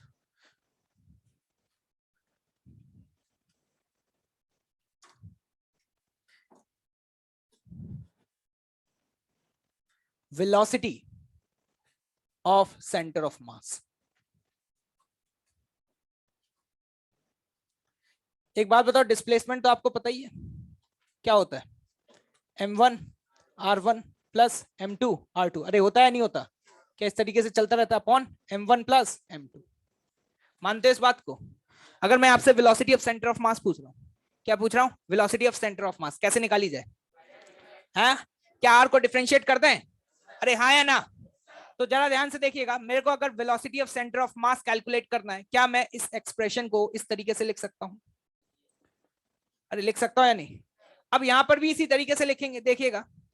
m1, क्या इसको ऐसे लिख सकते हैं? dr1/dt plus m2 into dr2/dt बटे m1 प्लस m2। ये क्या है? ये वेलोसिटी किसकी? क्या m1 की वेलोसिटी है? r1 की। r1 क्या नालायक, r1 की वेलोसिटी। ये किसकी वेलोसिटी है? पक्का? तो मैं यहां पर इसी एक्सप्रेशन को क्या ऐसे लिख सकता हूं? m1 v1 vector plus m2 v2 vector divided by what? क्या ये velocity of centre of mass आ गया? मैंने आपको दो पार्टिकल के लिए प्रूव किया, अगर यहाँ पे n नंबर ऑफ पार्टिकल होते तो भी क्या ये एक्सप्रेशन ऐसा ही रहता? तो मैं इसी एक्सप्रेशन को क्या जनाब इस तरीके से भी लिख सकता हूं कि अगर सपोज मेरे पास n नंबर ऑफ पार्टिकल है तो ये होगा summation of mi vi vector upon summation of mi, फिर i varies from 1 to n। क्या लगा? क्या नया फॉर्मूला है? क्या तुम्हें याद करना पड़ेगा? जिस तरीके से r वाला टर्म आपके लिए याद रहेगा, क्या उसी तरीके से हम v वाले टर्म को याद रख सकते हैं? ये जल्दी बताओ, ये क्या है? स्पीड है या वेलोसिटी है? स्पीड है या वेलोसिटी है? तो याद रखना, यहाँ पे लोग जनरली गलती इसी में कर देते हैं कि यहाँ पे जब ये वैल्यूज लिखते हैं, ये विद साइन या विदाउट साइन? With sign. कैसे आएंगे? With sign. This is the velocity, this is the velocity of centre of mass. जिस तरीके से मैंने वेलोसिटी निकाली है, अगर मैं जनाब आपसे एक्सेलरेशन पूछ लेता, मुझे लगता है क्या मुझे वो एक्सप्रेशन क्या पूरा ड्राइव करने की जरूरत है क्या? अगर मैं तुमसे कहूं कि बेटा तुम ड्राइव कर दो, क्या तुम खुद ड्राइव कर पाओगे? तो जरा देखिएगा ध्यान से, यहाँ पे मैं बात कर रहा हूं एक्सेलरेशन, लेकिन ये एक्सेलरेशन किसका है? सेंटर ऑफ मास। तो क्या करना होगा? अरे जल्दी बताओ यार, जल्दी बताओ यार। क्या वेलोसिटी का ये जो टर्म लिखा हुआ है, क्या इसको डिफरेंशिएट मार दें? अगर इसको डिफरेंशिएट मारेंगे तो जनाब क्या बनेगा आपके सामने? एक्सेलरेशन ऑफ सेंटर ऑफ मास क्या इस तरीके से लिखा जा सकता है? v/dt। बताओ क्या बनेगा? मैं डायरेक्ट लिखूंगा m1 प्लस बटे क्या ये अलग अलग फॉर्मूले सब एक जैसे हैं? क्या तुम्हें याद करना पड़ रहा है क्या कुछ? तो इसी एक्सप्रेशन को अगर जनरल एक्सप्रेशन बनाना चाहता हूं तो इस तरीके से लिख सकता हूं, summation of m i a i vector but a summation of m i i varies from 1 to n. Note down this.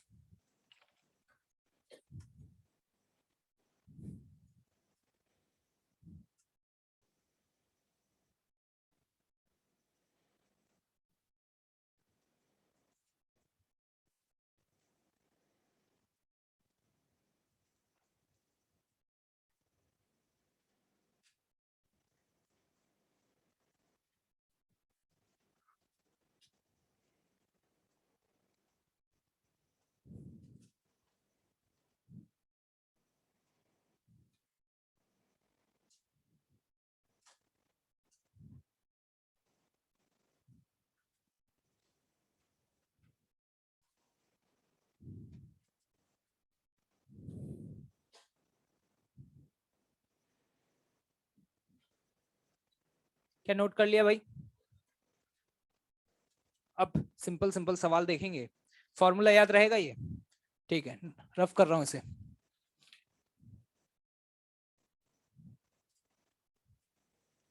देखिएगा ध्यान से. पहला सवाल, आपके पास दो पार्टिकल है. एक पार्टिकल इस डायरेक्शन में जा रहा है 10 मीटर पर सेकंड से. ये दिया हुआ है 37 डिग्री. कितना दिया हुआ है? 37 डिग्री. और इसका मास है 2 kg. कितना मास है बेटा? 2 kg. एक पार्टिकल और है इधर. इसका मास आपको दिया हुआ है 3 kg. कितना दिया हुआ है? 3 kg. और ये इस डायरेक्शन में मूव कर रहा है 20 मीटर पर सेकंड से. और ये एंगल आपको दिया है 53 डिग्री. कितना दिया है? 53 डिग्री. यहां पर ये y एक्सिस है और ये क्या है? x axis. ये जो प्लेन है, ये प्लेन आपका ये y एक्सिस है बेटा, और ये क्या है आपकी? x एक्सिस है. किसी इंस्टेंट पर ये आपको वेलोसिटीज दी हुई हैं 2 kg और 3 kg की. सवाल आपका शुरू होता है, फाइंड VCOM. बताइए क्या होगा?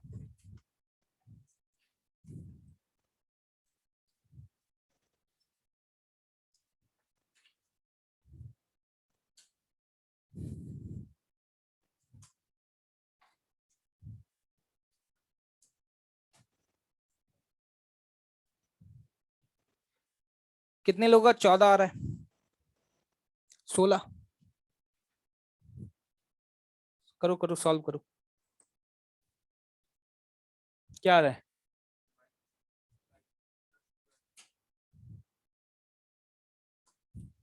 थोड़ा फास्ट है ना.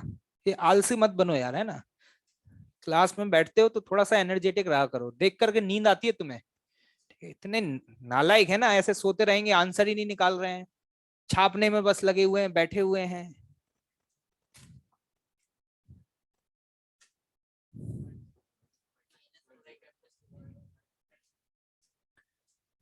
क्या सॉल्व हो गया क्या? लोग कहते हैं कि सर बहुत आसान है. मैंने कहा कैसे? Sir m1 into M velocity, तो 2 इंटू 10 कितना? 20. 3 इंटू 20 कितना? 60. तो 60 प्लस 20 कितना? 80 बटे टोटल मास 5. क्या सही है क्या ये? अगर ऐसा कोई करता हुआ पाया गया तो पीछे नाला बह रहा है, दिखाई दे रहा है, वहीं फेंक दिया जाएगा तुम्हें. यहां पर m1 v1 में v स्पीड था या वेलोसिटी था? वेलोसिटी था. तो ये मेरे को जो स्पीड दी हुई है, क्या इसके कंपोनेंट किए जाए? तो जल्दी से बताना. 10 cos 37, 10 cos क्या 8 हो जाएगा? ये कितना होगा? 6. क्या इसी तरीके से इसके भी कर दिए जाए? cos 53 कितना? 12. ये कितना? 16. अब एक बात बताओ, अगर मैं v1 वेक्टर लिखना चाहता हूं, v1 वेक्टर, क्या इसको कंपोनेंट फॉर्म में लिख पाओगे? क्या लिखोगे जल्दी बताओ? 8 i cap plus 6 j cap. v2 vector क्या लिखोगे? प्लस या माइनस? माइनस क्यों किया? क्या वो इस डायरेक्शन में जा रहा है? अगर इस डायरेक्शन में जा रहा है तो प्लस या माइनस? Plus 16 j cap. क्या v1 और v2 आ चुका है? अगर आपको v1 और v2 पता है तो जल्दी से बताओ सेंटर ऑफ मास का फॉर्मूला क्या था? m1 कितना? 2. अरे देखो यार, इधर देखो, m1 इंटू v1. v1 कितना? 8 i cap plus 6 j cap. क्या क्लियर है बेटा? m2 कितना है 3, लेकिन उसकी वेलोसिटी कितनी है, सहमत हो, बटे टोटल मास कितना है।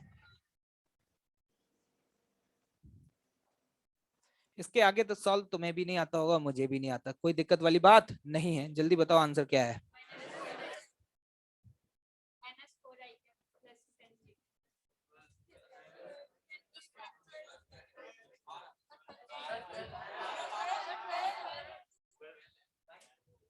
करा ली बेइज्जती। -4 i cap plus 12 j cap, क्या आ रहा है भाई। क्या इस तरीके के सवाल आपके सामने आए कर पाओगे। वो आपसे पूछ सकता है कि वेलोसिटी का एक्स कंपोनेंट बताओ, वाई कंपोनेंट बताओ, किस डायरेक्शन में है, एक्स एक्सिस के साथ कितना एंगल बना रहा है, वाई के साथ कितना एंगल बना रहा है, क्या निकाल पाओगे। जैसे मैंने तो यहाँ 2 दे दिए, उसको थोड़ा और टफ बनाना है तो 5 दे देगा। कितने दे देगा, 5 दे देगा। क्या इस तरीके से कर पाओगे या नहीं कर पाओ। क्या अगले सवाल की तरफ मूव किया जाए। चलिए भाई अगला सवाल।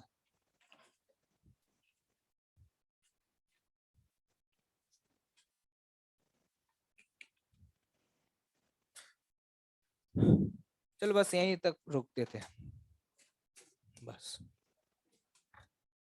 अब आगे कंटिन्यू करेंगे दिवाली के बाद। ठीक है, डिस्कशन निकाल लो।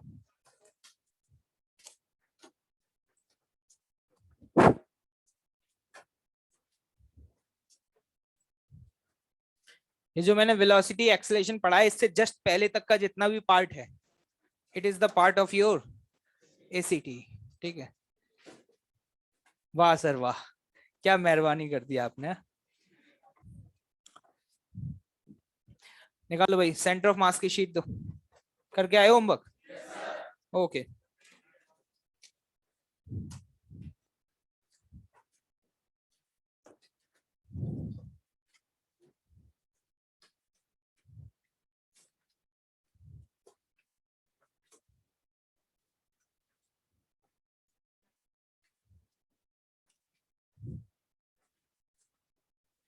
यस। S1 शांत रहे। S1 क्वेश्चन नंबर 1, किसी को डाउट। ओके क्वेश्चन नंबर 2 हो गया। करके आए हो पक्का। Okay question number 3। देखिए 3 बहुत सिंपल सा क्वेश्चन है, आप लोगों से होना चाहिए था, मुझे नहीं पता आप लोगों से क्यों नहीं हुआ। ठीक है, 3 रॉड दी हुई हैं और तीनों रॉड की लेंथ L है। तो ये रॉड जो एक्स एक्सिस के अलोंग रखी हुई है, उसका सेंटर ऑफ मास कहां पे होगा। क्या L/2 0 पे होगा। और इस वाली रॉड का सेंटर ऑफ मास कहां पे होगा, 0 L/2। एक रॉड ऐसे रखी हुई है, ये तो तय है कि उसका सेंटर ऑफ मास कहां पे होगा, इधर होगा। कितना डिस्टेंस होगा ये L/2। ये एंगल कितना है 45, लेकिन उसका कोऑर्डिनेट तो L/2 नहीं होगा ना। If I will ask you x coordinate बताओ कितना लिखोगे। L/2 cos 45 मतलब L/2√2 और L/2√2। क्या ये समझ में आया। लेकिन सवाल में ये नहीं पूछा है, सवाल में ये पूछा भाई साहब पैसा बहुत है, पैसा बहुत है, एक और रॉड ले आए। क्या ले आए, एक और रॉड, और उस रॉड को इस तरीके से रख दिया। हमने कहा लेंथ बताओ, मैंने कहा वो तो तुम बताओगे कितनी लेंथ है। उसने कहा हमें नहीं पता। मैंने बोल दिया L1। कितना बोल दिया L1, लेकिन उसने ये बता दिया जैसे इस रॉड को रखा तो इन चारों रॉड का मिलाकर के जो सेंटर ऑफ मास है वो कहां पे आ गया, ऑरिजिन पे आ गया। कहां पे आ गया, ऑरिजिन पे। क्या इस रॉड का मास दिया हुआ है, हाँ कितना दिया हुआ है? क्या 3m दिया हुआ है। चलो एक बात बताओ, रॉड की लेंथ अगर L1 है तो इसका सेंटर ऑफ मास का कोऑर्डिनेट क्या होगा। ये एंगल 45 है, क्या लिख पाओगे। याद रखना, बी केयरफुल, एक्स कोऑर्डिनेट और वाई कोऑर्डिनेट दोनों पॉजिटिव होंगे या नेगेटिव होंगे। क्या ये डिस्टेंस L1/2 होगा। अगर बेटा ये डिस्टेंस L1/2 है तो इसका एक्स कोऑर्डिनेट बताओ क्या लिखोगे। L1/2√2 कॉमा माइनस के L1, 2√2। अभी भी खत्म नहीं हुआ, अभी भी खत्म नहीं हुआ। खत्म कब होगा, तुम क्या करो, इसका एक्सियम क्या कर दो। कोई कहता मैं नहीं कर रहा, तू क्या करेगा, वाईसीएम वो भी कर लो, कोई भी एक जीरो कर दो, आपका क्या आ जाएगा आंसर। एक्सियम कैसे जीरो करोगे, इसका मास m, इसका मास m, इसका मास, एक्सियम लिखना है m इंटू L/2। क्या सही लिखा है, m इंटू L/2√2। क्या सही लिखा है, m इंटू ऐसा ही लिखा है, प्लस m इंटू 3m या m, वाह क्या बात है, L1 बटे 2√2, माइनस होगा, सही है। अब बड़े 6m, ये ऊपर वाला न्यूमरेटर बराबर क्या कर दो 0, क्या L1 की वैल्यू आ जाएगी, पक्का। कितने लोगों से पहली बार में हो गया था, ओके भाई ग्रेट, होना चाहिए था यार, ऐसा कोई रॉकेट साइंस नहीं है।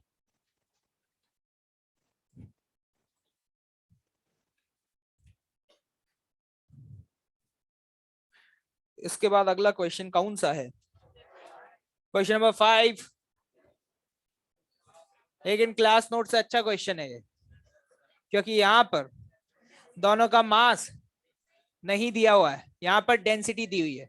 अगर बेटा डेंसिटी दी हुई है तो क्या हम मासेस का रेशियो निकाल पाएंगे, पक्का। यहाँ पे क्या बोला गया, density of a material of a sphere, जो डेंसिटी ऑफ अ स्फीयर है वो 12 times of density of cone है। तो जरा ध्यान से देखना, मैं एक्सप्रेशन लिखने जा रहा हूं, mass of sphere upon mass of cone. Mass बराबर क्या होता है, वॉल्यूम इनटू डेंसिटी। मैंने सुना है कि तुम्हें स्फीयर का वॉल्यूम पता है, क्या ये सही बात है क्या, तो जल्दी से बताना क्या होता है, पक्का, इनटू इसकी डेंसिटी, सही है। बटे कोन का भी पता है क्या, 1/3 पाई आर, लेकिन आर कितना है, इंटू एच, एच कितना है, इंटू डेंसिटी ऑफ कोन। क्या इतना समझ आया। लेकिन यहाँ पे डेंसिटी ऑफ स्फीयर जो है, क्या इसको 12 रो सी लिखा जा सकता है, जैसे ही तुम 12 रो सी लिखोगे ये कैंसिल हो जाएंगे, आर क्यूब की क्या हो जाएगा, कैंसिल आउट हो जाएगा, क्या यहाँ से रेशियो निकल के आ जाता है, पक्का। अगर रेशियो पता चल गया तो ये सवाल खत्म हो गया। ये कौन सा कौन है, सॉलिड, उन्होंने खुद बता दिया, देखो कितने गरीब, उन्हें पता है कि भाई लोग बहुत गरीब हैं, उसने खुद लिख दिया, centre of mass of a cone of a height h is at h/4 from the base. इन टेस्ट में ऐसा नहीं होगा, ठीक है। तो उसने बता दिया h/4 पर है, कहां पर है, h/4। क्या इसके आगे ये सवाल बिल्कुल वैसा ही है जैसा कल हमने किया था, हमने तो नीचे भी कुछ लगाया था, क्या लगाया था नीचे, क्या याद आ रहा है, क्या अब सॉल्व हो जाएगा, जल्दी से आ जाओ भाई ओवन पर।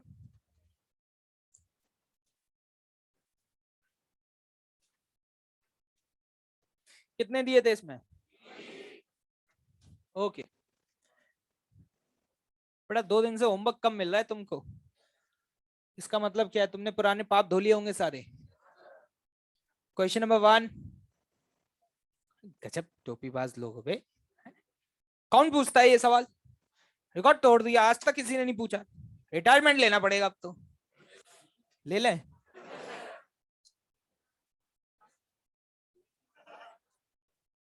क्या बोल रहे हो,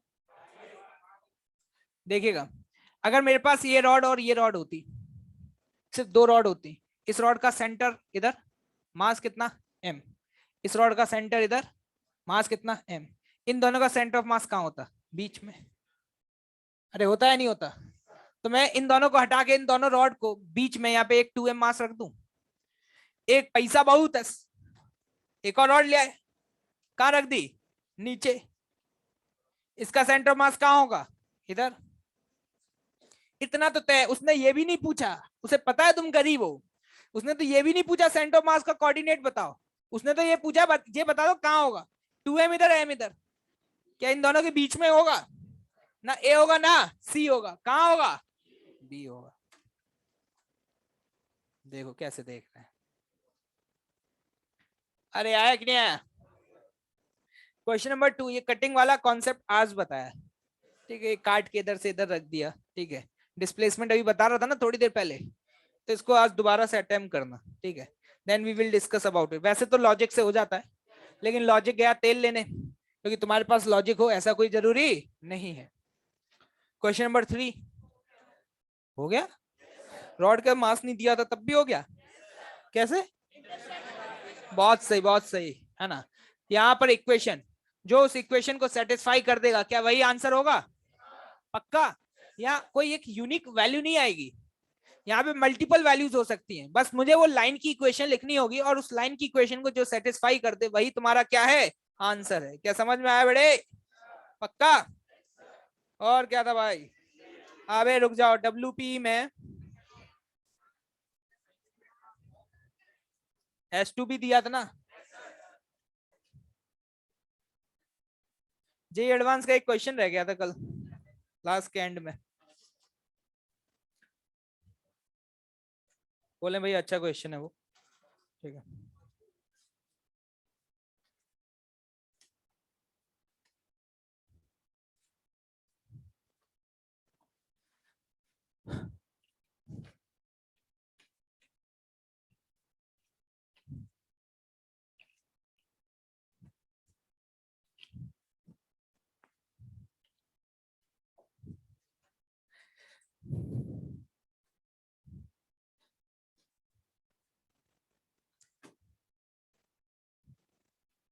देखिए इसके लिए आपको NLM आना चाहिए, है ना? अगर आता होगा तो दिक्कत नहीं होगी।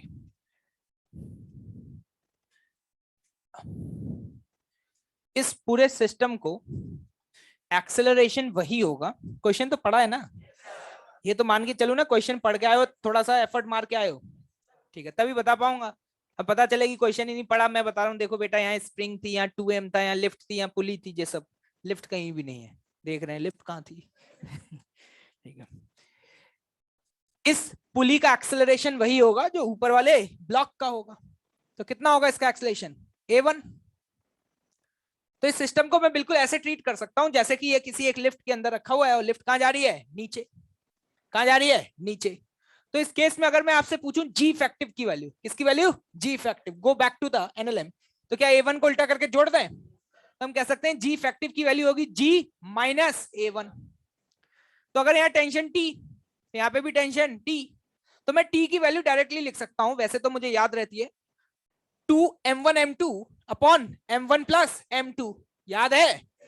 तो 2M1 into M2 upon M1 plus M2 into G effective, और G इफेक्टिव कितना? G minus A1। ये कैसे लिखा? ये एनएलएम, एडवुड मशीन। कौन सी मशीन? एडवुड मशीन। ठीक है। यहाँ टेंशन TT, तो यहाँ टेंशन कितनी? 2T। अब आ जाते हैं ऊपर वाले ब्लॉक पर। ऊपर वाले ब्लॉक को देखो, दिखाई दे रहा है क्या? कैसा लग रहा है देख के उसको? है अच्छा लग रहा है? देखते रहो अच्छे से, और अच्छे से देखो। देखो, देख लिया? ठीक है। आगे टेंशन 2T, एक्सेलरेशन आगे की दिशा में क्या दिया है? A1। T की वैल्यू ये रखी हुई है, ये M से M कट जाएगा, ये आ जाएगा आपका कितना? 4M/3 into G minus A1। क्या सही है? तो देखना जनाब, यहाँ पे लिखेंगे 2T। कौन सा T? 2T। 2T 8M/3 into G minus A1 minus KX, आगे वाला फोर्स माइनस पीछे वाला फोर्स, बराबर क्या होता है? 2M into A1। यहां तक समझ में आया? यहां तक कोई रॉकेट साइंस नहीं है, हर कोई पहुंच सकता है। ठीक है। अब तुम यहां से एक बात बताओ, क्या A1 की वैल्यू निकाल लोगे? क्या तुम्हारे पास A1 की वैल्यू आ जाएगी? A1 in terms of x आ जाएगा। क्या आ जाएगा? A1 in terms of x। अरे आएगा कि नहीं आएगा? ठीक है। अब देखना यहाँ पर ऑप्शंस को। अब इसके बाद एक और काम कर लो, जब a x के टर्म्स में आ गया, तो आप अगर ऑप्शंस को पढ़ रहे हो तो वहां पे कहीं पूछा गया मैक्सिमम इलोंगेशन बता दो, या जब x की वैल्यू ये होगी उस समय स्पीड बता दो, क्या ऐसे सवाल पूछे गए? तो अगर मुझे वेलोसिटी पता चल जाए, क्या पता चल जाए? वेलोसिटी कैसे पता चल जाए? As a function of x, क्या काम चल जाएगा? अगर मुझे acceleration as a function of x दिया है और मुझे वेलोसिटी निकालनी है, तो ये मुझे काइनेमेटिक्स में सिखाया था। कहां सिखाया था? काइनेमेटिक्स में। मैं एक्सेलरेशन को क्या लिख सकता हूं? v dv/dx। क्या इसको as a function of x लिख सकते हैं भाई? इसको इधर ले जाना, dx क्या मार देना? इंटीग्रेट। क्या velocity as a function of X आ जाएगी? बस खत्म। अब क्या है, जो वैल्यू दी हुई है वो पुट करते जाओ, आपको आंसर मिलता चला जाएगा। जैसे कि यहाँ पर spring achieve an extension of this one and the speed of a block is this, तो x की वैल्यू कितनी रख देना? x0/2। देख लेना वेलोसिटी क्या आ रही है। इसी तरीके से लास्ट वाला ऑप्शन चेक कर लो, x की वैल्यू कितनी दी हुई है? x0/4। ठीक है, एक्सेलरेशन निकाल ही चुके हो, तो x0/4 पुट कर दो, क्या आ जाएगा? एक्सेलरेशन। सवाल अब तुम्हें सॉल्व करना है। मैं तो आपको बस बता सकता हूँ कि हाउ टू सॉल्व इट, लेकिन अब ये सॉल्व करके भी दिखा दूं क्या? नहीं बताओ तो अभी कर दूं यहीं पे, पक्का हो जाएगा? ठीक है भाई, S2 पे आ जाओ।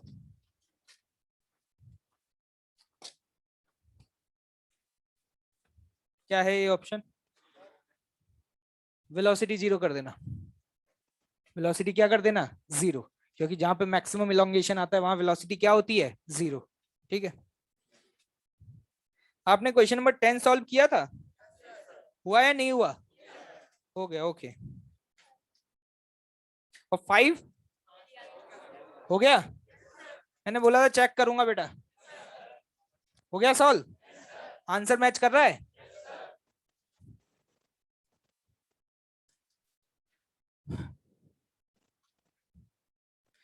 हाँ भाई, तो आई थिंक 3 क्वेश्चन है बस। Yes. Question number 6, what is the average power of a elevator motor during this period? Average power अगर आप निकालना चाह रहे हैं, total work done upon total time. It moves upward for 3 seconds with a constant acceleration until it cruises its speed of 1.75. देखिएगा ध्यान से।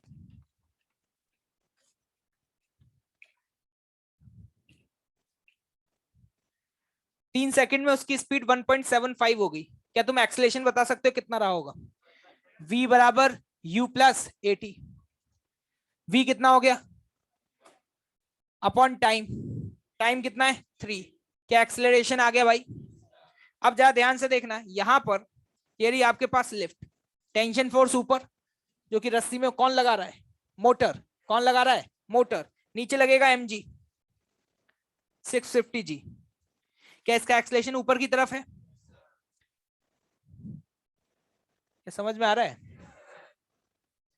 तो देखो पहला वाला पार्ट तो तुरंत हो जाता है।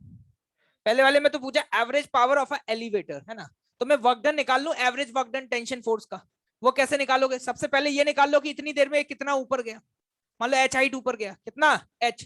तो मुझे पता है h की वैल्यू क्या लिखूंगा? Half a t square. क्या एक्सलेशन पता है मुझे? क्या टाइम पता है? क्या हाफ a t स्क्वायर से वैल्यू आ जाएगी? तो अब देखना कैसे लिखेंगे। Average work done by tension, work done by tension plus work done by gravity बराबर change in kinetic energy. Initial क्या थी? 0, final half m v square. v की वैल्यू m की वैल्यू दी हुई है। वर्क डन बाय ग्रेविटी क्या होगा? माइनस के mgh। क्या से वर्क डन बाय टेंशन आ जाएगा? अरे आएगा कि नहीं आएगा? हाँ सॉरी, यहाँ पे फाइनल माइनस इनिशियल। अगर आपके पास टेंशन का वर्क डन आ गया उस 3 सेकंड के इंटरवल में, तो खत्म हो गया ना सवाल। ए पार्ट में क्या निकालना है? Average power. जल्दी बताओ एवरेज पावर का फॉर्मूला क्या था? Work done by tension force upon time. Time की वैल्यू क्या दी हुई है? 3 सेकंड। क्या ए पार्ट हो गया सॉल्व? देखो भाई मैं तो हिंट देता हूं, है ना, मैं सॉल्व तो कर नहीं सकता पूरा, क्योंकि मैथमेटिकल कैलकुलेशंस मेरी उतनी अच्छी नहीं है वेट, लेकिन करूंगा नहीं। ठीक है, तुम करते जाके करते हो ना, कि तुम भी हाँ ऐसे ही हो जाएगा सॉल्व, बस छोड़ देते हो। कॉन्फिडेंस तभी आएगा जब तुम आंसर निकालोगे, और नहीं निकालोगे तो कॉन्फिडेंस कभी भी गेन नहीं कर पाओगे, इस बात को याद रखना।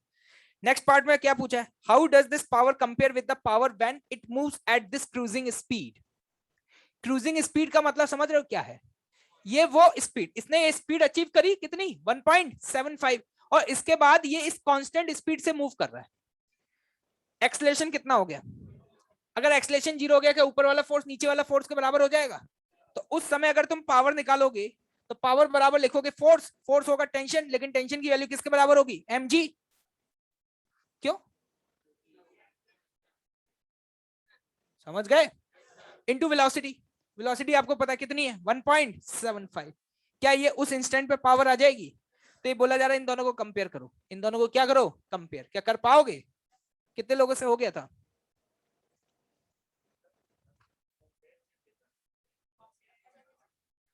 हाँ, क्या क्या बोल रहे हो? फोर्स इंटू, नहीं होगा ना उसका आंसर, क्योंकि हमें एवरेज निकालना है। तुम क्या निकाल रहे हो? इंस्टेंटेनियस। एवरेज और इंस्टेंटेनियस सेम हो ऐसा कोई जरूरी नहीं। जो लोग फर्स्ट वाले पार्ट को फोर्स इनटू वेलोसिटी से करने की कोशिश कर रहे हैं उनका आंसर नहीं आएगा। क्यों नहीं आएगा? वो एफ डॉट वी जो होती थी वो क्या होती थी? इंस्टेंटेनियस पावर होती थी। ठीक है, हाँ सेकंड में वही तो किया है, फोर्स इनटू वेलोसिटी तो किया है सेकंड में। क्वेश्चन नंबर 7 हो गया। क्वेश्चन नंबर 8,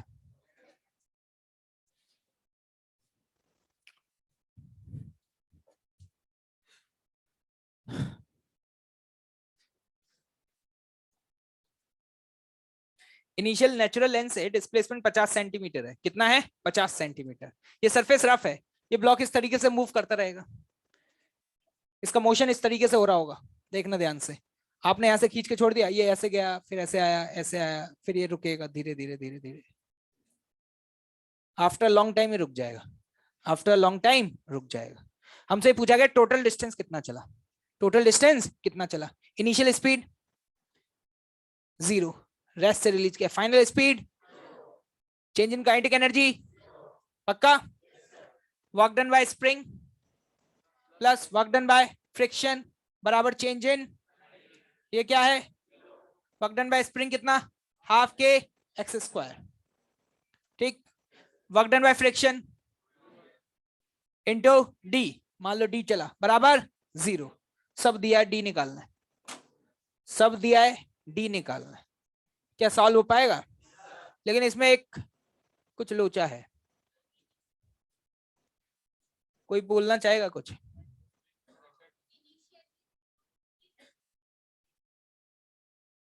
वो तो है ही, एक्स 50 ही तो है। आपने ये कैसे मान लिया कि ये फाइनली एनएलपी पे जाके ही रुकेगा? अटैच तो है कहाँ? तुम सॉल्यूशन पढ़ के आए हो? है अटैच है। ये जो बोल रहे हैं कि अटैच नहीं है, ये वही लोग हैं जो सॉल्यूशन पढ़ के आए हैं, क्योंकि सॉल्यूशन में ऐसे ही एक्सप्लेन किया है, क्योंकि वो अटैच नहीं है इसलिए एनएलपी पर रुक जाएगा, लेकिन सॉल्यूशन क्या है? गलत है।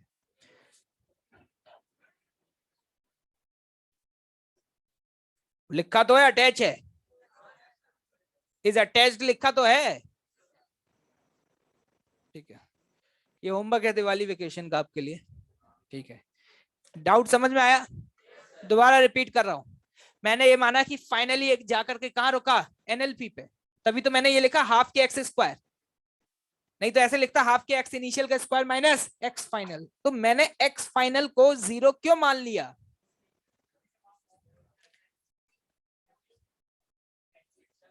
अरे फ्रिक्शन तो लग सकता है ना भाई, इतना है कि स्प्रिंग फोर्स और फ्रिक्शन एक दूसरे को क्या कर रहे हैं? बैलेंस कर रहे हैं। सोच के आएगा बस, इतना बोल करके।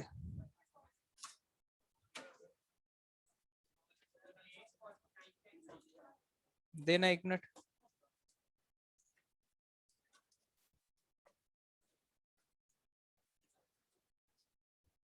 कौन सा एग्जाम्पल? इधर कौन सा एग्जाम्पल है? रॉड? तो रॉड के नीचे क्या है? एक ही तो क्वेश्चन है।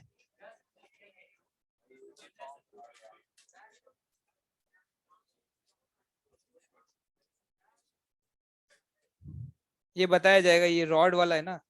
जैसे कोई रॉड वॉड का होता है तो उसमें ये देखा करो ग्रेविटी का वर्क निकालने के लिए कि उसका जो सेंटर है वो कितना मूव किया है। वैसे तो रोटेशनल मैकेनिक्स में बताया जाएगा।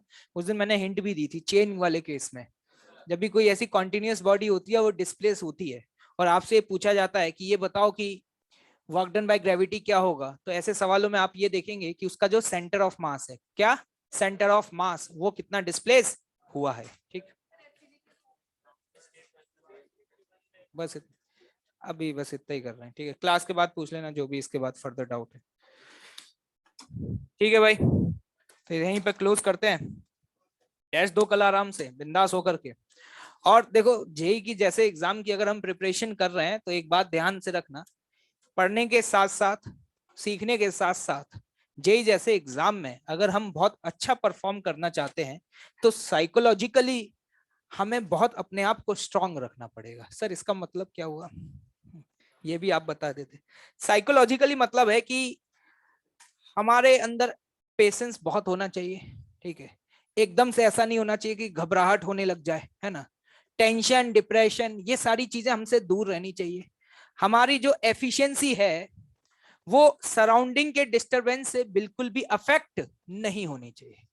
मतलब कि जैसे फॉर एग्जांपल आप पेपर देना शुरू करते हैं, अब आपसे पहले 2 क्वेश्चन बनते हैं नहीं बनते हैं, दैट विल डिसाइड कि आपसे तीसरा क्वेश्चन होगा या नहीं होगा। ऐसा आपके साथ होता है। आपने पहला क्वेश्चन अटेम्प्ट किया और सपोज वो आपसे नहीं हुआ, आपने उस क्वेश्चन को 5 मिनट दे दिए। उस समय जब आप सॉल्व कर रहे होते हैं ड्यूरिंग द एग्जामिनेशन, तो आपको ऐसा लग रहा होता है ये क्वेश्चन सिर्फ आपसे नहीं हो रहा, आपके अलावा हिंदुस्तान में हर किसी से हो जाएगा, और आप ये कसम खा के बैठ जाते हैं कि आगे तभी बढ़ूंगा जब ये सॉल्व होगा। और सपोज वो सॉल्व नहीं हुआ, तो आप क्या करते हैं, अपने लाइफ के 4 से 5 मिनट उस क्वेश्चन पे वेस्ट करते हैं। फिर उसके बाद आपको थोड़ी सी टेंशन हो जाती है कि यार इतना समय दिया, उसके बाद भी मेरे से ये क्वेश्चन नहीं हुआ। फिर आफ्टर दिस आप सेकंड क्वेश्चन पे मूव करते हैं। जब जनाब आप सेकंड क्वेश्चन पे मूव किए तो पता चला कि सेकंड क्वेश्चन तो पढ़ के ही समझ नहीं आया। फिर क्या होता है कि एकदम से नर्वसनेस, ठीक है, टेंशन, ये जो बड़े बड़े वर्ड्स जो मैं यूज कर रहा हूं, जो कि मैं जनरली इस एज के स्टूडेंट्स में देखता हूं, मुझे तो इन सब चीजों का मतलब भी नहीं पता, बिंदास रह करके काम करता हूं, लेकिन पता नहीं आपकी वाली एज में ये सारे वर्ड्स मुझे बहुत सुनने को मिलते हैं कि सर मुझे टेंशन हो रही है, डिप्रेशन हो रही है। 15-16 साल की उम्र में टेंशन डिप्रेशन जैसी चीज तो होती ही नहीं है, ये तो पेरेंट्स की एज में जाकर के आनी चाहिए, ठीक है, ठीक है। फिर क्या होता है, फिर उसके बाद क्या होता है कि तीसरा क्वेश्चन हो सकता है उस पेपर का सबसे आसान क्वेश्चन हो, लेकिन पहले 2 क्वेश्चन का इतना ज्यादा इन्फ्लुएंस होता है कि तीसरा क्वेश्चन तो बिना देखे ही हम छोड़ देते हैं, क्योंकि ऐसा लगता है कि पहले 2 नहीं बने तो ऑब्वियस सी बात है तीसरा तो कहां से बनेगा। यही है turning point for the IIT. जो एक अच्छा स्टूडेंट होता है, जो बहुत अच्छा स्कोर कर रहा है, वो हर क्वेश्चन को उसी लेवल ऑफ मोटिवेशन से सॉल्व करता है जिस लेवल ऑफ मोटिवेशन से उसने पहला सवाल किया था। उसके लिए मैटर ही नहीं करता कि उससे पिछला सवाल हुआ है या नहीं हुआ, लेकिन हमारे लिए मैटर करता है। हम होमवर्क करते हैं तब भी हमारा यही एटीट्यूड रहता है, अगर हमसे क्वेश्चन बनते जा रहे हैं तो हम बनाते जाते हैं, बहुत अच्छा फील आती है। हमसे नहीं बन रहे होते, वहीं पर पुड़िया बना के साइड में रख दी, ठीक है, रेस की, ठीक है, या फिर बंद कर दी, या फिर हम अपने पोजीशन को चेंज करने लग गए, या फिर हम वहां से उठ करके बाहर घूमने चले गए, मोबाइल फोन यूज करना शुरू कर दिया। This is your comfort zone. जैसे ही आपके ब्रेन पर स्ट्रेस पड़ता है, आप अपने आप को कंट्रोल ही नहीं कर पाते, और यही तो आईआईटी है, यही तो सीखना है। आपसे मैं हमेशा बोल सकता हूं कि भले आप 20% कम सिलेबस करके जाओ, लेकिन जितना करके जाओ उतना अच्छे से करके जाओ, और ड्यूरिंग द एग्जामिनेशन आप अपने फीलिंग्स को कंट्रोल करो।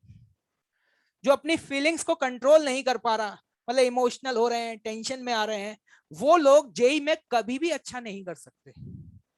अगर आप इतने स्ट्रांग नहीं है मेंटली, अगर आप अपने स्ट्रांग नहीं है तो अपने आप को बनाइए भाई, ठीक है।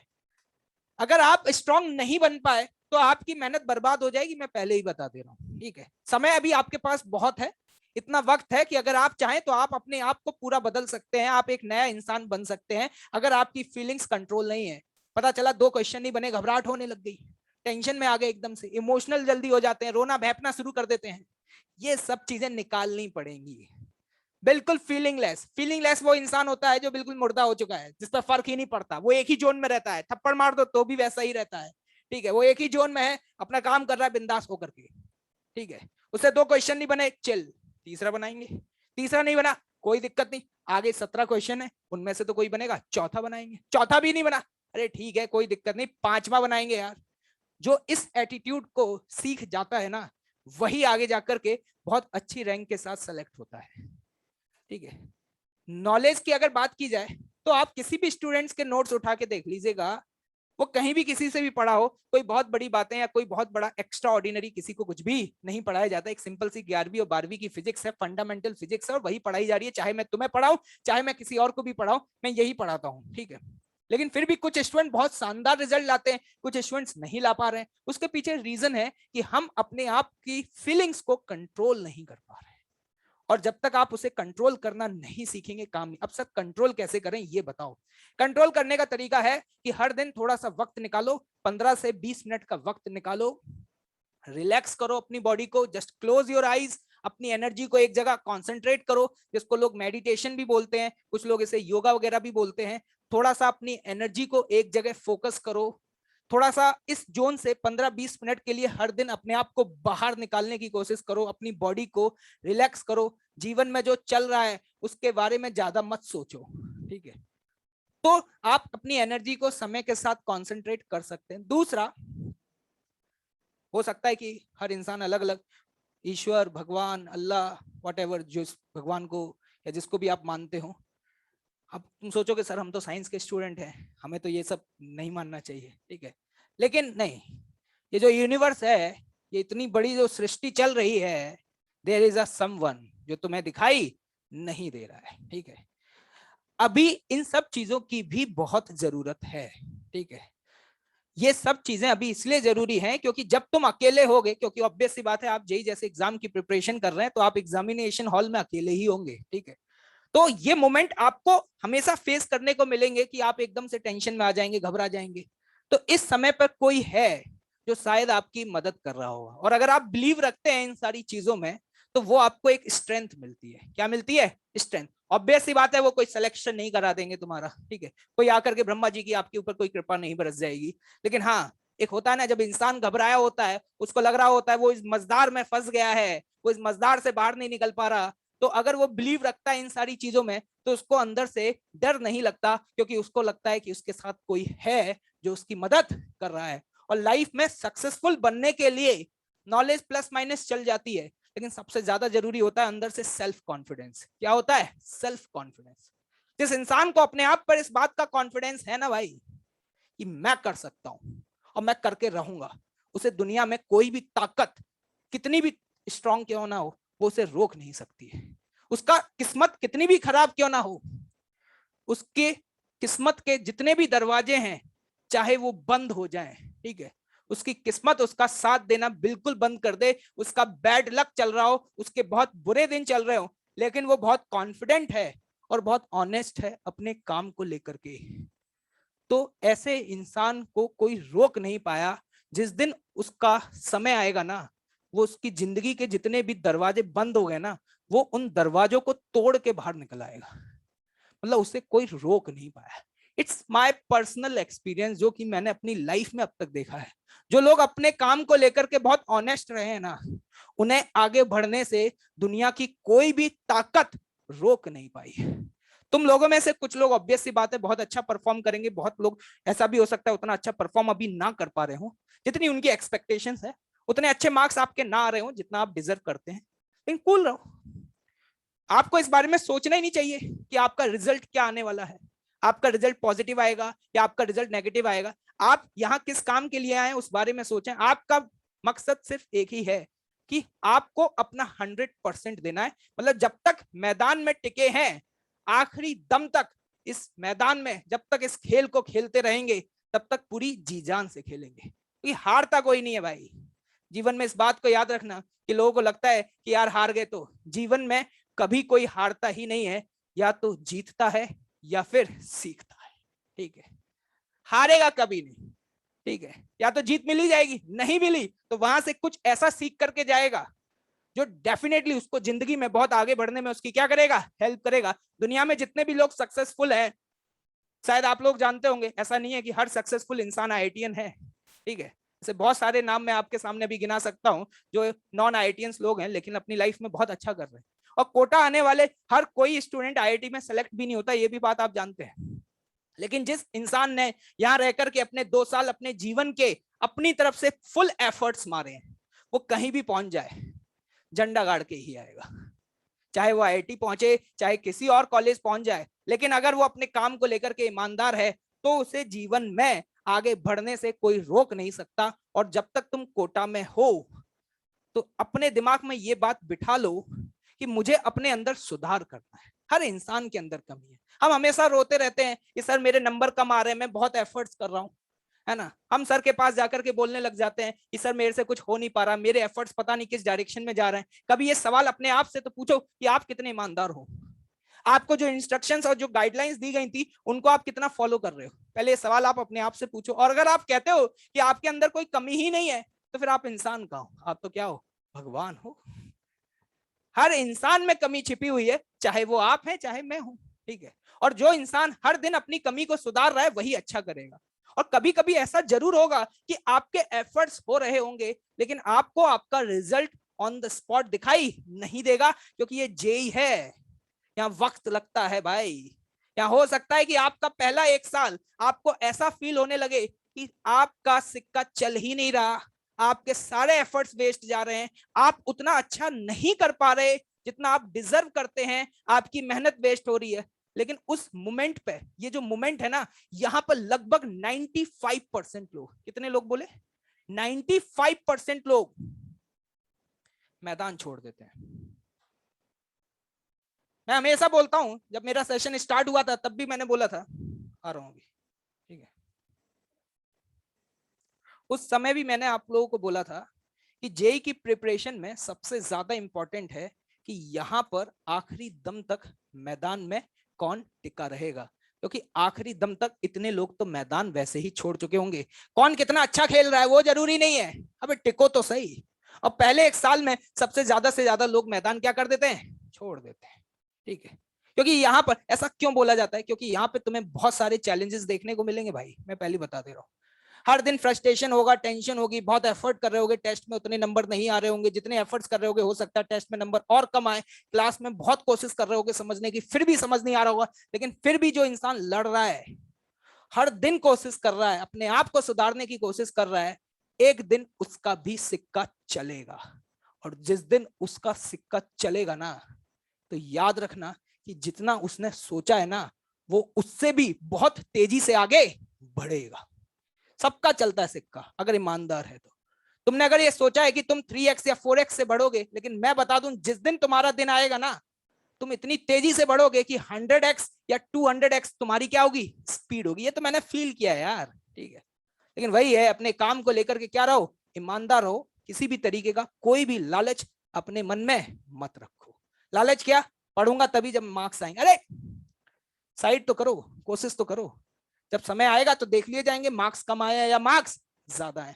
तो एफर्ट्स करो, बिंदास रहो, मस्त रहो, घर जा रहे हो आराम से, पेरेंट्स जो कुछ भी बोले, ऑब्वियस सी बात है कुछ ना कुछ आपको गाइडलाइंस दी जाएंगी। तो इस एज में आकर के हमें ऐसा लगता है कि पेरेंट्स की बात नहीं सुननी चाहिए, और इस एज में हम इस तरीके के डायलॉग्स मारते हैं, अरे आपको क्या पता, है ना, ऐसा मत करिएगा, ठीक है। हो सकता है कि आपको सही लगे या नहीं लगे, लेकिन हर बात में यही बोलना, हाँ बिल्कुल सही, आप बिल्कुल सही कह रहे हैं, ठीक है। याद, मैं खुद बोलता हूँ, अभी घर जाऊंगा तो पिताजी ऑब्वियस सी बात है बहुत सारी चीजों पे बोलेंगे या टोकेंगे किसी चीज पे, पढ़ाई लिखाई को लेके नहीं, है ना, जीवन में, और कि तुम ये इतनी महंगी चीज क्यों ली तुमने, ये इस तरीके की चीजें। तो मैं कहूँ हाँ बिल्कुल सही, आप बिल्कुल सही, तो हर बात में हाँ बिल्कुल नहीं, आप बिल्कुल सही हैं, ठीक है। उसमें कोई लड़ने झगड़ने की कोई बड़ी बात नहीं है, तो ये आदत डालो, ठीक है। और जब वापस आओ कोटा लौट करके, या जो लोग कोटा में ही है, एफर्ट्स करो अपनी तरफ से। और अभी सफर बहुत लंबा है, याद रखना, ठीक है। अभी तुम अपने आप को जज नहीं कर सकते कि मेरा सिलेक्शन होगा या नहीं होगा। आखिरी दम तक जो मैदान में टिका रहेगा, डेफिनेटली वो लाइफ में बहुत आगे जाएगा, उसे कोई रोक नहीं पाएगा। बस इसी के साथ आगे बढ़ो, ठीक है। क्लियर है भाई? तो चलते हैं, wish you all the happy Diwali.